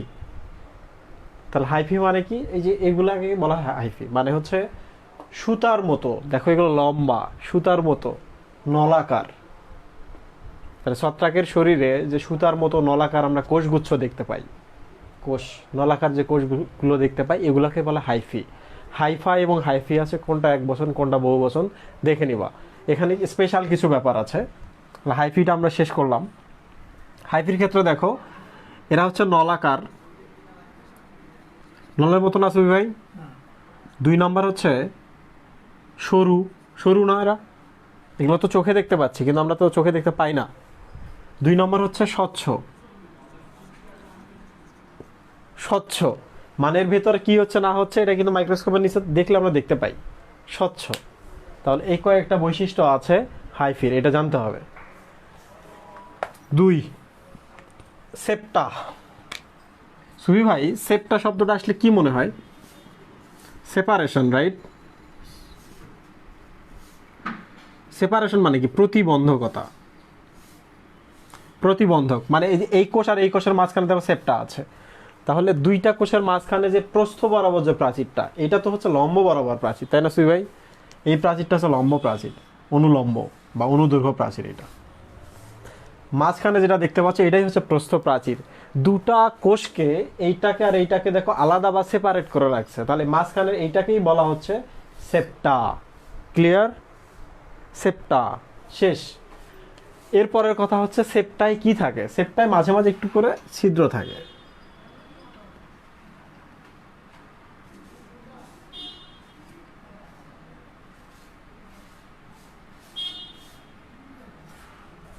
ছিদ্র হলে সুবিধা কি সুবি ভাই? এখান থেকে যে খাবারটা সে খাচ্ছে, এই খাবারটা এই পাশে এই পাশে এই পাশে এই পাশে এখানে আসতে পারে, সব কোষে যাইতে পারে, তাই না? তাহলে প্রস্থ প্রাচীরে মাঝে মাঝে ছিদ্র থাকে, প্রস্থ প্রাচীরে ছিদ্র থাকে, সেপ্টায় ছিদ্র থাকে। ক্লিয়ার? ওকে, তাহলে আমরা দুটো পড়লাম। এবার চলে আসি মাইসেলিয়াম। মাইসেলিয়াম, আমি শৈবাল পড়ানোর সময় তোমাদের বলেছি ফাইটা মানে হচ্ছে সবুজ উদ্ভিদ বা শৈবাল, তাহলে ফাইটা থেকে হচ্ছে ফাইকোলজি, তাহলে ফাইকোলজি মানে কি? শৈবাল বিদ্যা। এবার চলে আসি মাইকোলজি। মাইকোলজি মানে হচ্ছে ছত্রাক বিদ্যা। মাইকোলজি, তাহলে মাইকাস মানে কি সুবি ভাই? মাইকাস মানে কি? ছত্রাক। তাহলে এই যে দেখেন মাইসেলিয়াম শব্দটা দিছি, তার মানে মাই মানে কি? ছত্রাক। তাহলে ছত্রাকের দেহটাকেই বলা হয় মাইসেলিয়াম। তাহলে এই যে দেখতে পাচ্ছ এই জিনিসগুলো সবগুলো মিলে যখন ছত্রাকের দেহ তৈরি করে তখন তাকে বলা হয় মাইসেলিয়াম। তাহলে মাইকাস মানে কি? ছত্রাক। তাহলে মাইসেলিয়ামের মাই মানে ছত্রাক। ক্লিয়ার? তাহলে ছত্রাকের মূল দেহটার নামই আসলে হচ্ছে মাইসেলিয়াম। ঠিক আছে, মাইসেলিয়াম শেষ। এবার চলে আসি এই অংশটুকু মাইসেলিয়ামের পরে, রাইজোমর্ফ। দেখো মাইসেলিয়াম মানে হচ্ছে ছত্রাকের মূল দেহ। তো ছত্রাকটা তো মাটির উপর দাঁড়ায় থাকে, ঠিক আছে ভাই? তাহলে এটা হচ্ছে মাটি, তাহলে এই ছত্রাকটা দাঁড়ায় আছে, তাহলে মাটির নিচে কিছু না কিছু তো আছে, ঠিক কিনা? কি আছে?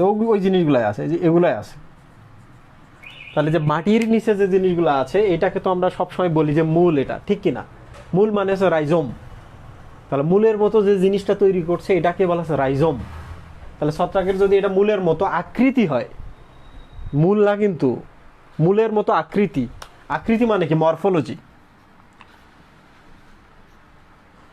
তাহলে এই মূল দেহ বা মাইসেলিয়াম মানে তো মূল দেহ, যে অংশটুকু মাটির নিচে থাকে তাহলে ওটাকে আমরা মূল বলতে পারি, মূল বা হচ্ছে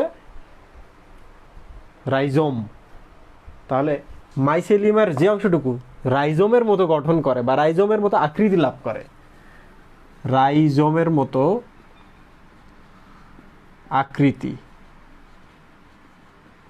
আকৃতি মানে হচ্ছে মরফোলজি। তাহলে আকৃতিটা আমি এখন বাদ দিলাম, তাহলে রাইজোম যোগ মরফোলজি, ঠিক না সুই ভাই?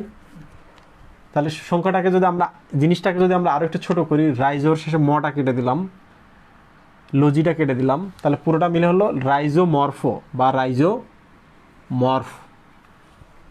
ঠিক আছে, তাহলে তোমাদের জন্য খুব সহজ। রাইজো মানে হচ্ছে রাইজোম মানে হচ্ছে মূল, তাহলে মূল মানে হচ্ছে মাটির দিকে যে অংশটুকু থাকে, তাহলে ছত্রাকের মাটির নিচে মূল দেহের বা মাইসেলিয়ামের যে অংশটুকু থাকে বা মূলের মতো আকৃতি গঠন করে সেটি হচ্ছে রাইজোমর্ফ। ক্লিয়ার? শেষ। তাহলে আমরা রাইজোমর্ফ শেষ করলাম, এটাও শেষ করলাম। তোমরা কি আমার কথা বুঝতে পারতেছো?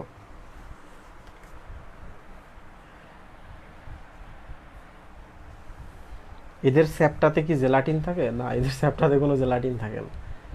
জেলাটিন থাকলে প্রবাহিত হবে কিভাবে? তাহলে পানি ছাড়া তো বাঁচতে পারবে না, আমার মেলা কাহিনী আছে, জেলাটিন থাকবে না।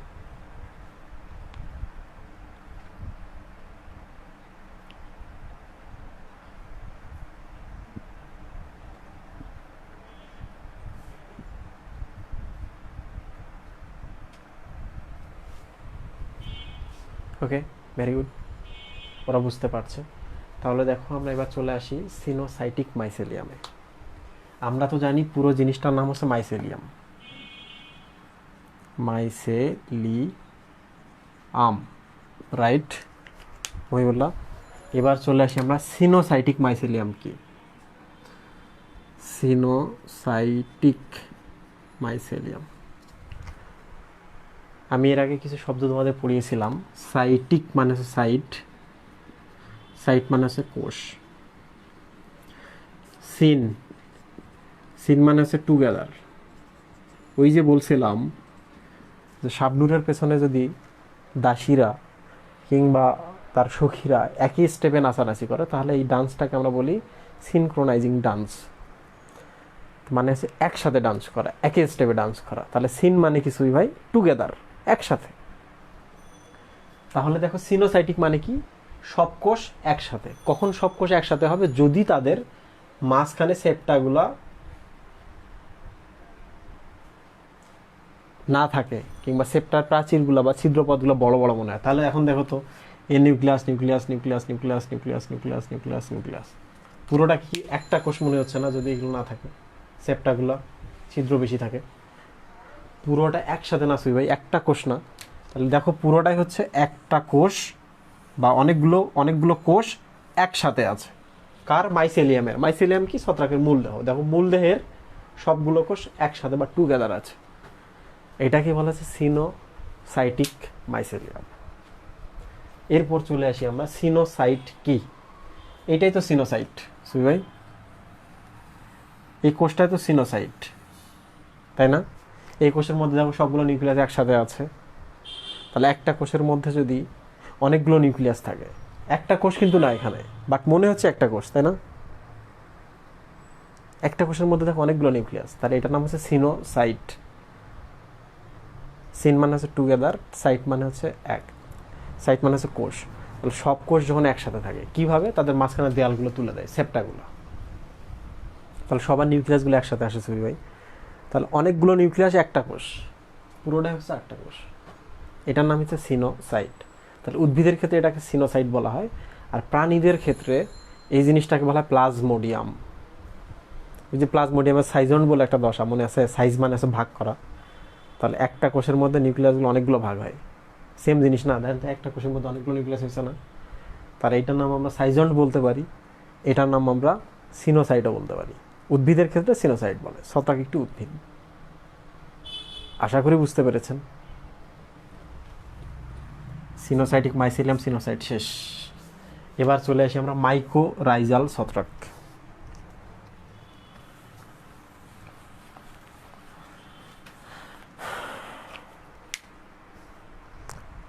সুই ভাই বোরিং হচ্ছে কি কোনো কিছু? ক্লাস ভালো হচ্ছে? আপনার মধ্যে এক্সাইটমেন্টটা দেখতে পাচ্ছি না, দ্যাট মিনস ক্লাস ততটা মস্তেছে না, রাইট? মানে কাহিনী কি, আমার স্টুডেন্টরা না হয় আমাকে ওরা মানে বলতে ভয় পায়, আপনাদের তো ভয় পাওয়ার কিছু নেই। আপনারা বলবেন না ক্লাস আজকে জমতেছে না।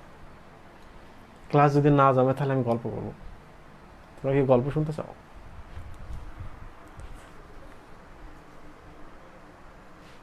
আচ্ছা, সেপটা থাকবে না কেন, প্রশ্ন একটা করছো, খুব ইম্পর্টেন্ট কথা।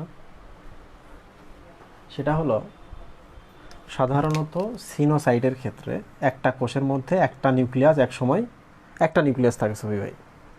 এটি পরবর্তীতে বিভাজন করে দুইটা থেকে চারটা, চারটা থেকে 16টা হয়ে গেল। তাহলে এই কোষটার নাম কি? কোষ কিন্তু একটা ছিল আগে থেকেই। তাহলে এটা হচ্ছে কোষ, সাইট। সাইটের মধ্যে নিউক্লিয়াসগুলো একসাথে বা টুগেদার আছে, এই জন্য বলা হচ্ছে সিনোসাইট। বাট মাইসেলিয়ামের ক্ষেত্রে বা ছত্রাকের দেহের ক্ষেত্রে সাধারণত অনেকগুলো কোষ থাকে, শুধু এটা ছিদ্রপথটা একটু বড় হয়, কিংবা ছিদ্রপথটা যখন থাকে না তখন দেখো এইটা আর এটা একই জিনিস। এখানে কিন্তু একটা কোষ ছিল, এই যে একটা কোষ, এখানে কিন্তু অনেকগুলো কোষ, বাট একটার মধ্যে এখন কাজ করছে, কারণ মাঝখানে দেয়াল নাই। দুই ভাইয়ের মাঝখানে যদি দেয়াল না থাকে তাহলে দুই ভাইকে বলবে কি? এরা একই অন্তঃপ্রাণ, তাই না? সিনো ব্রাদার বলা যায় না? তো অনেকগুলো ভাই মাঝখানে জাস্ট দেয়ালটা তুলে দিছে, কিংবা দেয়ালের মধ্যে রাস্তা করে দিছে, বলা যায় এখন তাদের মধ্যে মিল ভালো, একসাথে আছে, টুগেদার আছে। মনে থাকবে?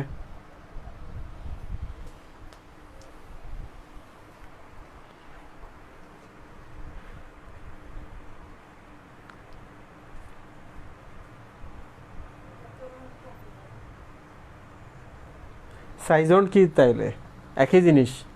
সাইজন্ট প্রাণীদের ক্ষেত্রে, ম্যালেরিয়া তো একটা অ্যানিমেল, তাই না সুবি ভাই? অ্যানিমেলের ক্ষেত্রে সিনোসাইটকে সাইজন্ট বলে, আবার সাইজন্টকে উদ্ভিদের ক্ষেত্রে প্লাজমোডিয়াম বলে। সরি, ভুল হয়ে গেল।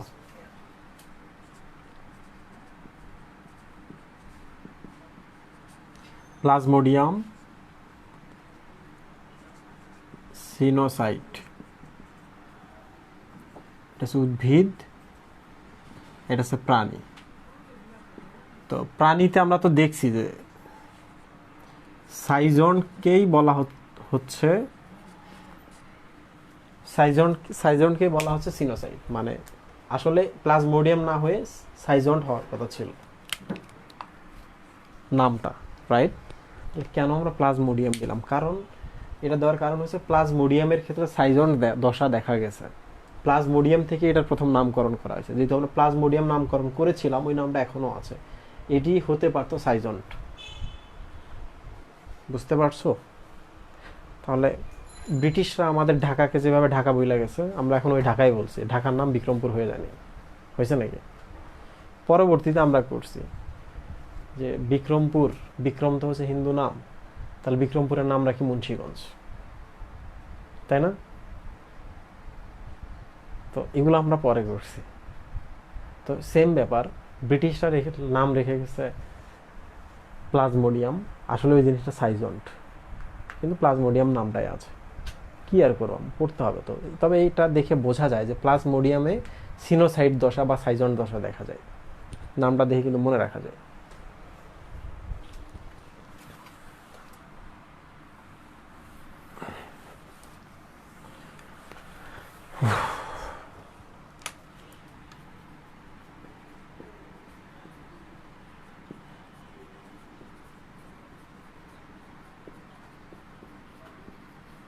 সুই ভাই, বোঝা যায়? প্রশ্ন আসছে মাইক্রোরাইজাল ছত্রাক কাকে বলে? তুমি আনসার কি লিখবা? আনসার খুব সহজ, তুমি খাতার একদিকে হচ্ছে করবা, ওই যে অঙ্ক করার সময় রাফ করো না, বায়োলজির সময় এখন থেকে রাফ করবা। মাইকো মানে হচ্ছে ছত্রাক, কিছুক্ষণ আগে বললাম না আমি, মাইকাস মানে ছত্রাক, মাইসেলিয়ামের মাই মানে ছত্রাক, তো ঠিক আছে, এটা একটা ছত্রাক। রাইজাল মানে হচ্ছে রাইজোম, রাইজোম মানে হচ্ছে মূল, ছত্রাক তো ছত্রাক। তাহলে দেখো তোমরা দুইটা শব্দ পাইলা, মূল, ছত্রাক। তাহলে উন্নত উদ্ভিদের ক্ষেত্রে মূল থাকে, ঠিক না? তার একটা আম গাছের মূলে যদি কখনো ছত্রাক জন্মায়, আম গাছের মূলে উপরে ছত্রাক জন্মায়, তার ওই ছত্রাকটাকে আমরা বলি মাইক্রোরাইজাল ছত্রাক। বোঝা গেল সুই ভাই? বোঝেন নাই? রাইজোমে যদি মাইকাস জন্মায়, মূলে যদি ছত্রাক জন্মায়, মূল মানে উন্নত উদ্ভিদের ক্ষেত্রে, তাহলে উন্নত উদ্ভিদের মূলে যদি ছত্রাক জন্মায়, সেই ছত্রাককে আমরা বলি মূলে জন্মানো ছত্রাক, মাইক্রোরাইজাল ছত্রাক। ঠিক আছে, এবার চলে আসি মাইক্রোরাইজা কি জিনিস, যে পরেরটা মাইক্রোরাইজা। একই জিনিস সুই ভাই, রাইজা মানে হচ্ছে রাইজম, রাইজম মানে হচ্ছে মূল, মাইকাস মানে ছত্রাক। তাহলে যে মূল এবং ছত্রাকের যে বন্ধুত্ব, মূল এবং ছত্রাকের মধ্যে যে বন্ধুত্ব, এটাই হচ্ছে মাইক্রোরাইজা। তাহলে আমরা এবার ছত্রাকের নাম জানতে চাই নাই, যদি ছত্রাকটার নাম বলতাম তাহলে নাম হতো মাইক্রোরাইজাল ছত্রাক। যে ছত্রাক উন্নত উদ্ভিদের মূলে জন্মায়, যেহেতু এটা নাই, তাহলে আমরা বলতে পারি মূল ছত্রাকের সম্পর্ক, ঠিক না? তাহলে এটা হচ্ছে একটা মিথজীবিতা। এতক্ষণ আমি যতক্ষণ বললাম যে ছত্রাক উদ্ভিদ বা প্রাণীর ক্ষতি করে, দেখো এখানে উপকার করছে। কি উপকার করছে? এই ছত্রাক করে কি মূলে ফসফেট দেয়, ফসফেট সরবরাহ করে। এখন প্রশ্ন হচ্ছে কেমনে সরবরাহ করে? ওই যে তখন আমি ভলিউটিন পড়াইলাম, বললাম যে ভলিউটিন একটি বেজোফিলিক দানা, যে দানাটি পলিফসফেট। ভলিউটিন মানে পলিফসফেট। আর ছত্রাকের গায়ের ভেতরে ফসফেট সঞ্চিত থাকে, সেই ফসফেটটা সে উদ্ভিদের মূলে দেয়। তাহলে উদ্ভিদ ফসফেট পেয়ে গেল, উদ্ভিদের ফসফেট দরকার, তাহলে এটা বন্ধুত্বপূর্ণ সম্পর্ক না? উদ্ভিদের আবার মূল থেকে পাতায় উদ্ভিদ খাবার তৈরি করতে সেটা মূলে পাঠায় দেয়, মূলের পাশাপাশি ছত্রাকটাও খেয়ে নেয়। ছত্রাক খাচ্ছে, ছত্রাক আবার দিচ্ছে। কিছু বোঝা গেল? গুড।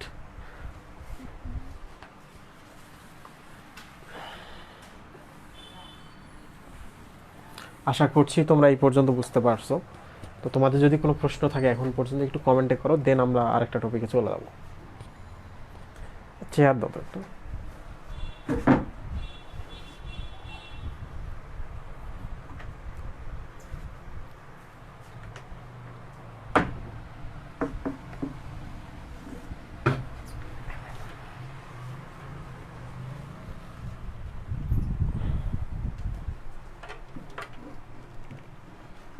সরি ভাই, আপনি জানতে চাচ্ছি আপনি কোথায় থাকেন। আমি যেহেতু অনলাইন ক্লাসে আছি, তোমাদের সবার ঘরে ঘরে আছি, এখন তোমাদের মোবাইলের ভেতরে আছি আমি। নায়িকারা যেমন ছোটোবেলায় টেলিভিশন দেখার সময় ভাবতাম ওরা টেলিভিশনের ভেতরে থাকে, টেলিভিশনটা যখন অফ করতাম ভাবতাম যে ওরা অ্যান্টেনায় চলে গেছে তার দিয়ে। বুঝতে পারছো? তাহলে এখন আমি তোমাদের সবার ঘরে ঘরে, কিংবা আমি এখন ইন্টারনেটে আছি।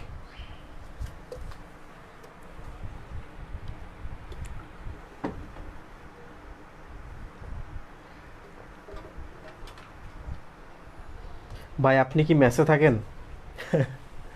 না, মেস পর্ব অনেক আগে শেষ করেছি। মেডিকেল কলেজে হোস্টেলে থাকতাম, 2টা হোস্টেলে থেকেছি, তারপর নিজের বাসায় থাকি। আল্লাহ আমাকে সেই সামর্থ্য দিয়েছেন। কি বলেন সুমি ভাই? লেমোজম কি আমি একটু পরেই পড়াবো, চিন্তার কিছু নাই। আচ্ছা, ছত্রাক নিয়ে তোমাদের আমি একটা গল্প করি, সারা জীবন মনে রাখবা। গল্পটা থেকে শিক্ষণীয় জিনিস আছে।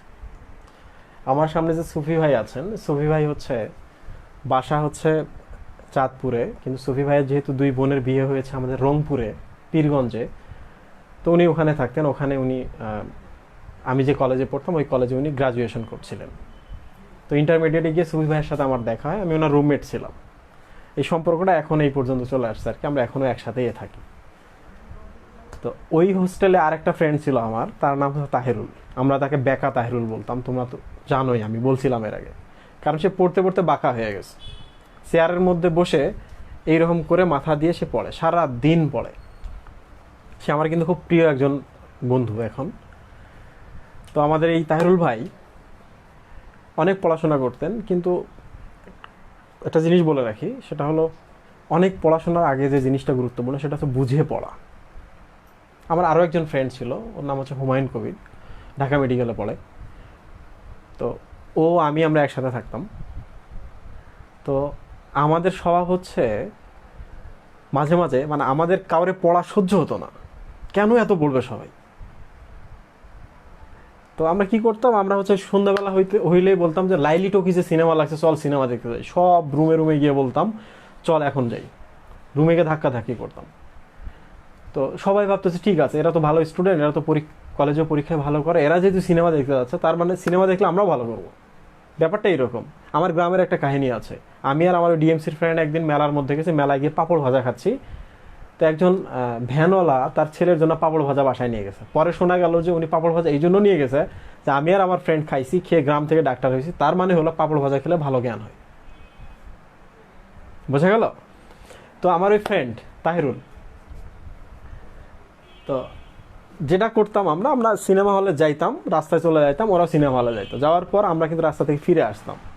ফিরে আইসা আমাদের যে ব্লকটা ছিল সুফি ভাই, আপনার মনে আছে না? ব্লকের পেছনে আর একটা গেট ছিল, আমরা গেটটাতে ভেতরে ঢুকে 2জন 2 রুমে চলে যেতাম, চলে গিয়ে 2জন পড়তে বসতাম। এটা কিন্তু অল্প সময় করছি, শুধু টেস্ট পরীক্ষার আগে পড়াশোনা করছি। তার আগে পড়াশোনা করি নাই।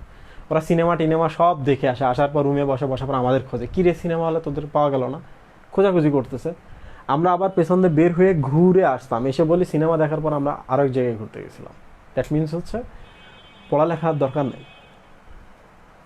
তো আমার এই ফ্রেন্ডের কথা বলি, ফ্রেন্ডকে আমাদের টিচাররাও খুব ভালোবাসতো, কারণ সবগুলো ক্লাস করতো, ক্লাসে সবার আগে থাকতো, কলেজেও ভালো পারফরমেন্স করতো। তো একটাই সমস্যা ছিল, সেটা হচ্ছে মানে আমার এই ফ্রেন্ডটা আসলে অনেক পড়তো, এর একটাই কারণ হচ্ছে ওরা আসলে জিনিসগুলো বুঝতে পারতো না, মনে রাখতে পারতো না। সুবি, আমার বলা কি ঠিক হচ্ছে? ওকে, বুঝতে পারতো না, বুঝে পড়তো না, মনে রাখতে পারতো না। এই জন্য ভয়, এই টাইপের ভয় যাদের মধ্যে আছে তারা কিন্তু দেখবা বেশি পড়ে।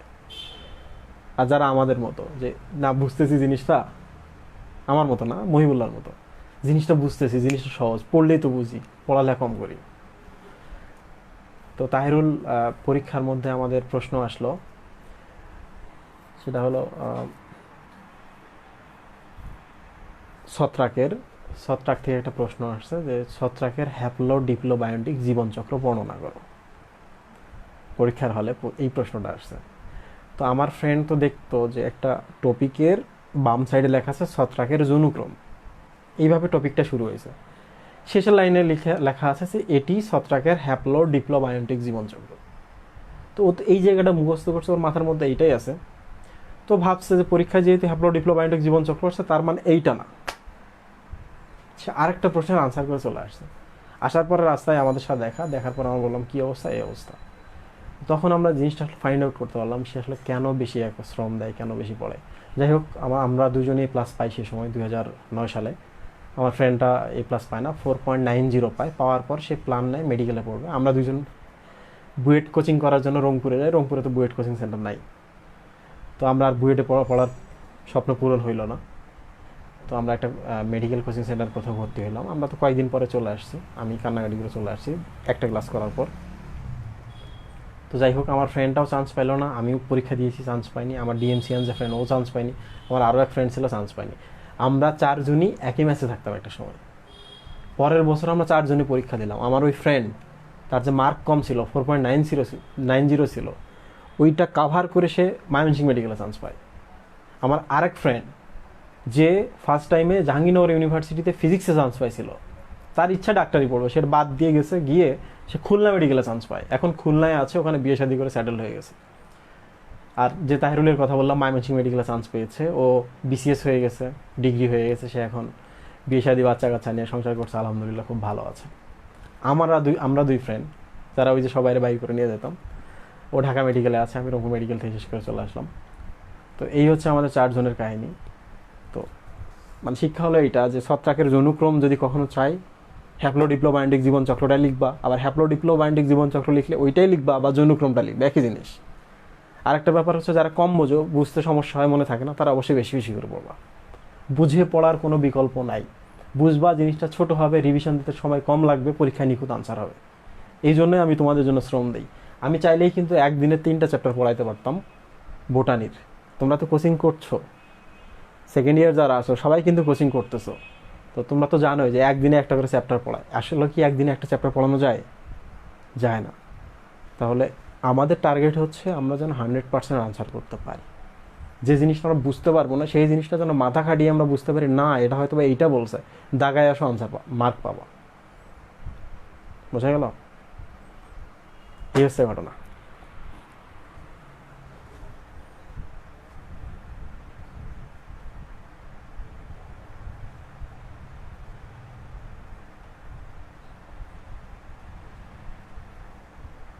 হ্যাপ্লন্টিক, ডিপ্লন্টিক, হ্যাপ্লো ডিপ্লো বায়োন্টিক কি জিনিস আসতেছে, এগুলো ধীরে ধীরে ক্লিয়ার হয়ে যাবে।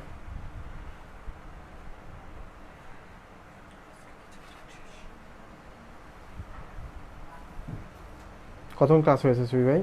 1 ঘন্টা 21 মিনিট। তার আগে আমি এই অংশটুকুটা আলোচনা করার পর আমি ছোট্ট আর একটা গল্প বলবো মজার জন্য, কারণ আমি গল্প বলা হয় না বেশিরভাগ। গল্প সাধারণত আমি কিন্তু টপিক রিলেটেড তৈরি করি, কিন্তু বেসিক পড়াইতে গিয়ে সময় যেহেতু স্বল্প, এই জন্য আমি আসলে গল্পগুলো বলার সুযোগ পাই না। তোমরা যারা করতেছিলা, কি করছো এটা, পাইলট করতেছিলা, তোমরা তো জানোই যে কঠিন টপিক পড়ানোর জন্য আমাদের স্পেশাল ট্রিক আছে, এগুলো তো ছিল, এগুলো আমরা পড়াচ্ছি না।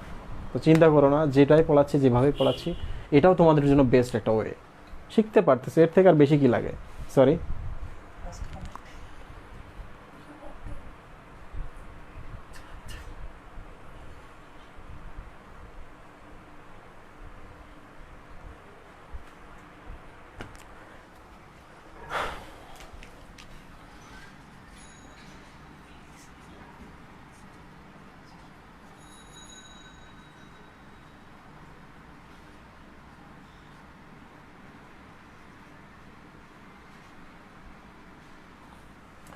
এখন আমরা দেখব ছত্রাকের কোষীয় গঠন। ছত্রাকের কোষীয় গঠন থেকে এমসিকিউ আসে।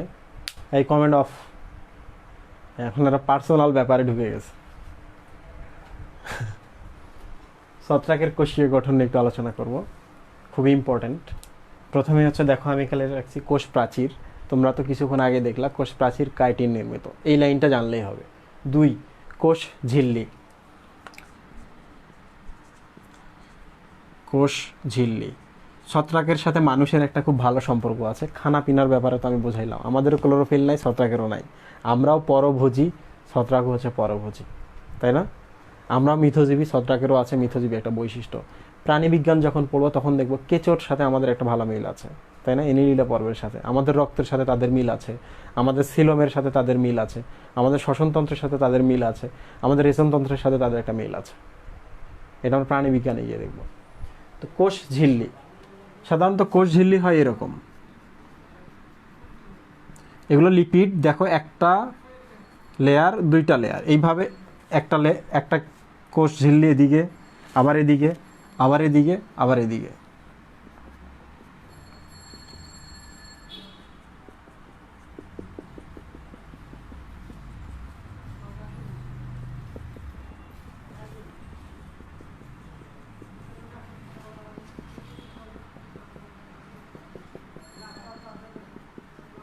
এটা হচ্ছে কোষ ঝিল্লি। কোষ ঝিল্লি কয় স্তরী? 2 স্তরী।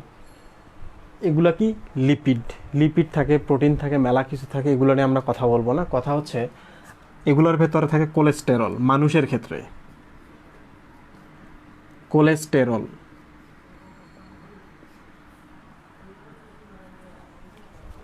কিন্তু এদের কোলেস্টেরল নাই। তাহলে কি আর আছে এমন? আর কি আছে এমন? আরতে হচ্ছে আর্গোস্টেরল। আর কি আছে এমন?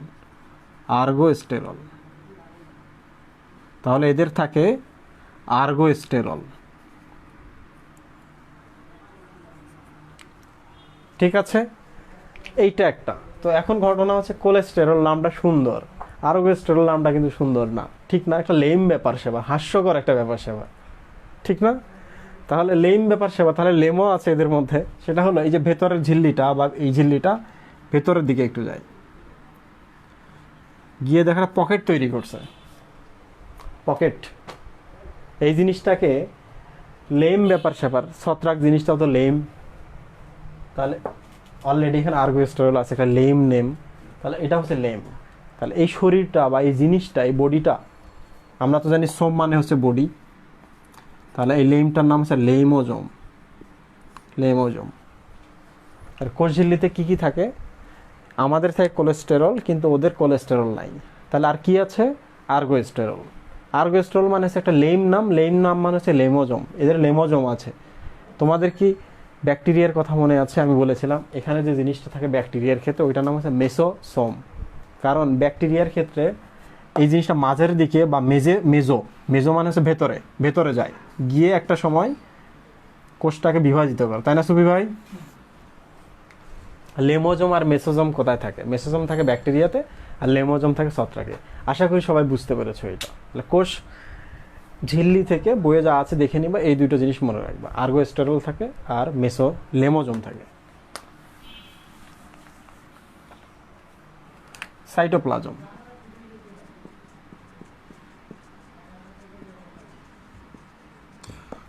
আমাদের কোষ যেমন সুকেন্দ্রিক, নিউক্লিয়াস ঠিকঠাক আছে, ছত্রাকেরও সুকেন্দ্রিক, নিউক্লিয়াস ঠিকঠাক আছে। আমরা যেমন ক্লোরোফিল নাই বা প্লাস্টিড নাই, এদেরও প্লাস্টিড নাই। তাহলে এই কথাটা মনে রাখবা, প্লাস্টিড নাই। বাট কি আছে এমন? আমি তো বলেছিলাম যে ছত্রাক সবুজ না হলেও ছত্রাক লাল, নীল বিভিন্ন বর্ণের হতে পারে। তাহলে ওগুলোকে বলে ক্যারোটিনয়েডস। ক্যারোটিন মানে হচ্ছে কমলা রং। তাহলে এদের ক্যারোটিনয়েডস নামক বর্ণকণিকা থাকতে পারে।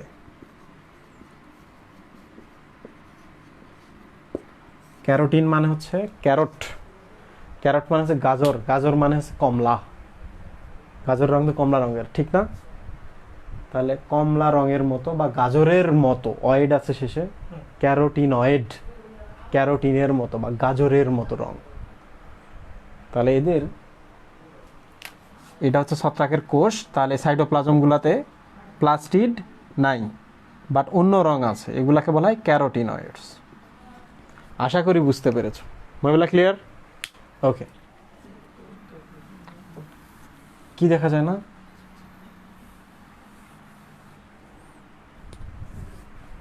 কি দেখা যায় না?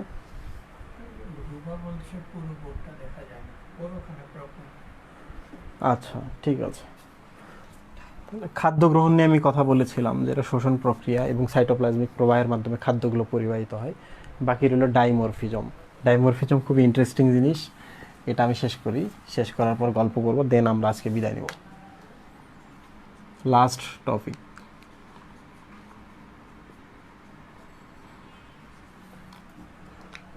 এখন আমার একটা বিশ্বাস আছে, যেমন আমি যখন প্রশ্ন করি তোমাদের কমেন্টের মধ্যে বিভিন্নজন বিভিন্নভাবে লেখো, তো স্পেশাল কিছু কমেন্ট আমার খুব ভালো লাগে। যেমন খাদিমুল মুরসালেন রিয়াদ, আমি যখন প্রশ্ন করি তখন আমি যা বলছি সে সেইভাবে শব্দ ভেঙে ভেঙে আনসার করে। তো এটা খুব ভালো একটা স্বভাব। এই জিনিসটা তোমাদের অনেক দূর আগায় নিয়ে যাবে। প্রশ্ন হচ্ছে ডাইমরফিজম কি জিনিস? প্যারাসাইটিজম মানে কি? প্যারাসাইটের মতো জীবনযাপন করে। তাহলে প্যারাসাইট আর প্যারাসাইটিজম, তাহলে প্যারাসাইটের মতো জীবনযাপন করা একটা প্রক্রিয়া। তাহলে ইজম মানে হচ্ছে প্রক্রিয়া বা কোনো একটা ব্যাপার। স্বাভাবিকভাবে এটা একটা হচ্ছে ব্যাপার। কি ব্যাপার? ডাই। ডাই মানে হচ্ছে কিছুই ভাই, দুই। মরফি। মরফি মানে হচ্ছে মরফোলজি। মরফোলজি মানে কিছুই ভাই, আকার আকৃতি, রাইট? তাহলে আশা করি এখন বুঝতে পেরেছো। তাহলে দুই ধরনের আকার আকৃতির ব্যাপার যদি ঘটে একজনের মধ্যে, তাহলে একটা ছত্রাক যদি এই পরিবেশে এক আকার, অন্য আর একটা পরিবেশে গেছে ভিন্ন আকার ধারণ করে, ওটাকে বলা ডাইমরফিজম। তাহলে এটা হচ্ছে ছত্রাকের ডাইমরফিজম। ক্লিয়ার? জিনিসটা কি এখন আমি দেখাই তোমাদের। ক্লিয়ার?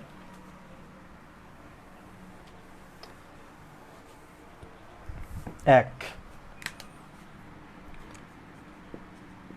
হিস্টোপ্লাজমা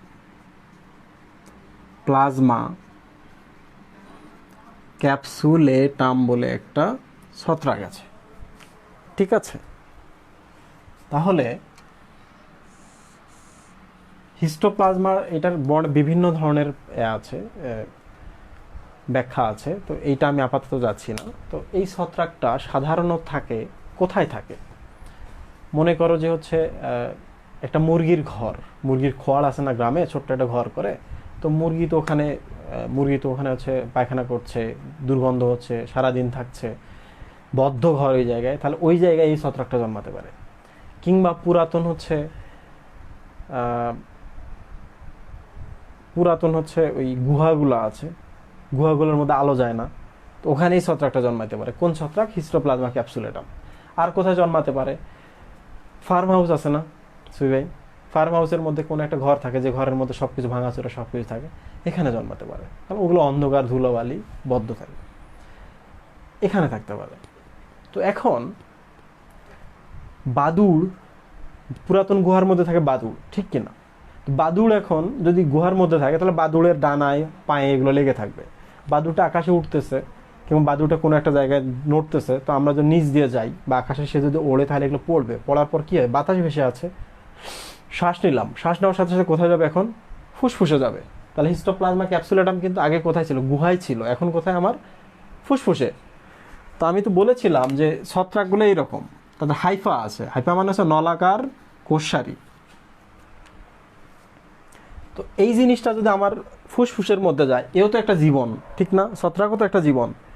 আমি যদি একটা গর্তের মধ্যে পড়ি, আমি যদি পানির মধ্যে পড়ি, তখন আমি কি করবো? আমি বাঁচার জন্য চেষ্টা করব। কেউ যদি আমাকে আঘাত করতে আসে, আমি কিন্তু গোল হয়ে যাব, ঠিক না? আমাকে বাঁচতে হবে, এই যে গোল হয়ে যাওয়া। আবার শৈবালের ক্ষেত্রে আমরা পড়েছিলাম, খারাপ পরিবেশে তার চারপাশে সিস্ট গঠন করতে পারে, আবরণ একটা গঠন করতে পারে, তাই না? থলির মতো একটা আবরণ, সিস্ট মানে হচ্ছে থলি। তো ঠিক তেমনি এ তখন আর এইরকম থাকবে না, এ যখন আমাদের ফুসফুসে যাবে তখন সেই রকম হবে।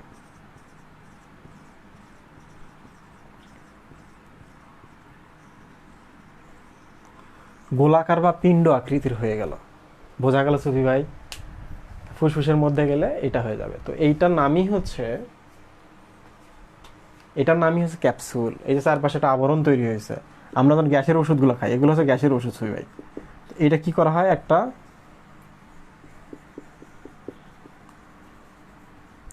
এরকম একটা আবরণের মধ্যে রাখা হয়, তাহলে এই জিনিসটা থাকে বলে এটাকে ক্যাপসুল বলা হয়। ঠিক তেমনি কোষগুলো চারপাশে একটা আবরণ তৈরি করলো, এটাই হচ্ছে ক্যাপসুল। এই জন্য এই ছত্রাকের নামের শেষে ক্যাপসুল শব্দটা আছে। তাহলে আগে ছিল এরকম সূত্রাকার তার দেহটা বা মাইসেলিয়ামটা, এখন কি হয়ে গেল সুই ভাই? গোলাকার বা পিণ্ড আকৃতি। তাহলে একটা ছত্রাকই দুইটা আকৃতি শো করলো না? এটাকেই বলা হচ্ছে দুই আকৃতি দেখানো বা দুই আকৃতির ব্যাপার স্যাপার, দুই আকৃতির প্রক্রিয়া। এটাই হচ্ছে এক দুই ডাই, দুইটা আকৃতি, মরফোলজি, আর হচ্ছে ইজম, ডাইমরফিজম। তাহলে এটাই হচ্ছে ছত্রাকের ডাইমরফিজম। এইটা প্রশ্ন আসে, যেমন এই যে এখানে পিলখানার ভেতরে দুইটা কলেজ, নূর মোহাম্মদ কিংবা মুন্সি আব্দুর রউফ কলেজে এই প্রশ্নটা এসেছিল, ঢাকা কলেজে এই প্রশ্নটা আসছিল। তোমরা যে সেকেন্ড ইয়ার আছো তোমরা এটা মনে করতে পারবা, তো অনেকেই এটা পারো না। এটা খুব সহজ জিনিস, বাচ্চাদের খেলা এটা, তাই না? এই হচ্ছে মজা। তো এটা হলে কি হতে পারে? কিচ্ছু হবে না। ধুলাবালি যেমন আসে, যাদের অ্যালার্জি আছে তাদের একটা হাসি টাসি হয়, একটা অ্যালার্জিক বিক্রিয়া হয়, এটা হতে পারে। আবার ফুসফুস গেলে কিচ্ছু হবে না সুফি ভাই, ভালো হয়ে যাবেন।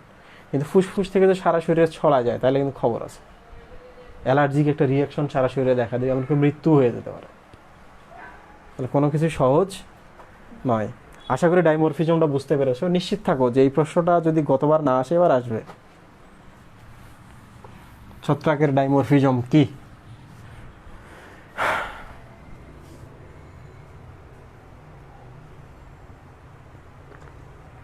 ওকে,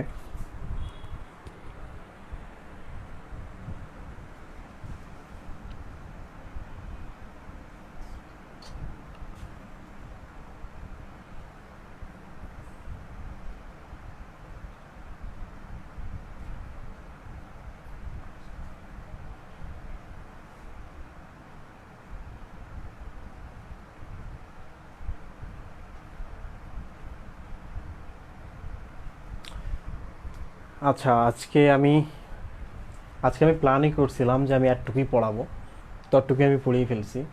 নেক্সট ক্লাসটা সম্ভাব্য ম্যারাথন ক্লাস হবে, কারণ সেদিনে এইটার হচ্ছে জননটা পড়বো, কাজগুলো পড়বো, ব্যাঙের ছাতা পড়বো, এরপর আমরা লাইকেনটা শেষ করব ইনশাল্লাহ। তো সবাইকে অনেক ধন্যবাদ। নেক্সট ক্লাসে আমাদের ক্লাসের টপিক কি, মানে পরীক্ষার টপিক কি, এটা আমি জানিয়ে দিব তোমাদের গ্রুপের মধ্যে। আর যতটুকু পড়িয়েছি ততটুকু খুব ভালো করে পড়ো, পারলে পরের অংশটুকু একটু ভালো করে পড়বা ইনশাল্লাহ। চিন্তার কিছু নাই, সবার জন্য অনেক দোয়া। সুস্থ থাকো, ভালো থাকো, আল্লাহ হাফেজ, আবার দেখা হবে।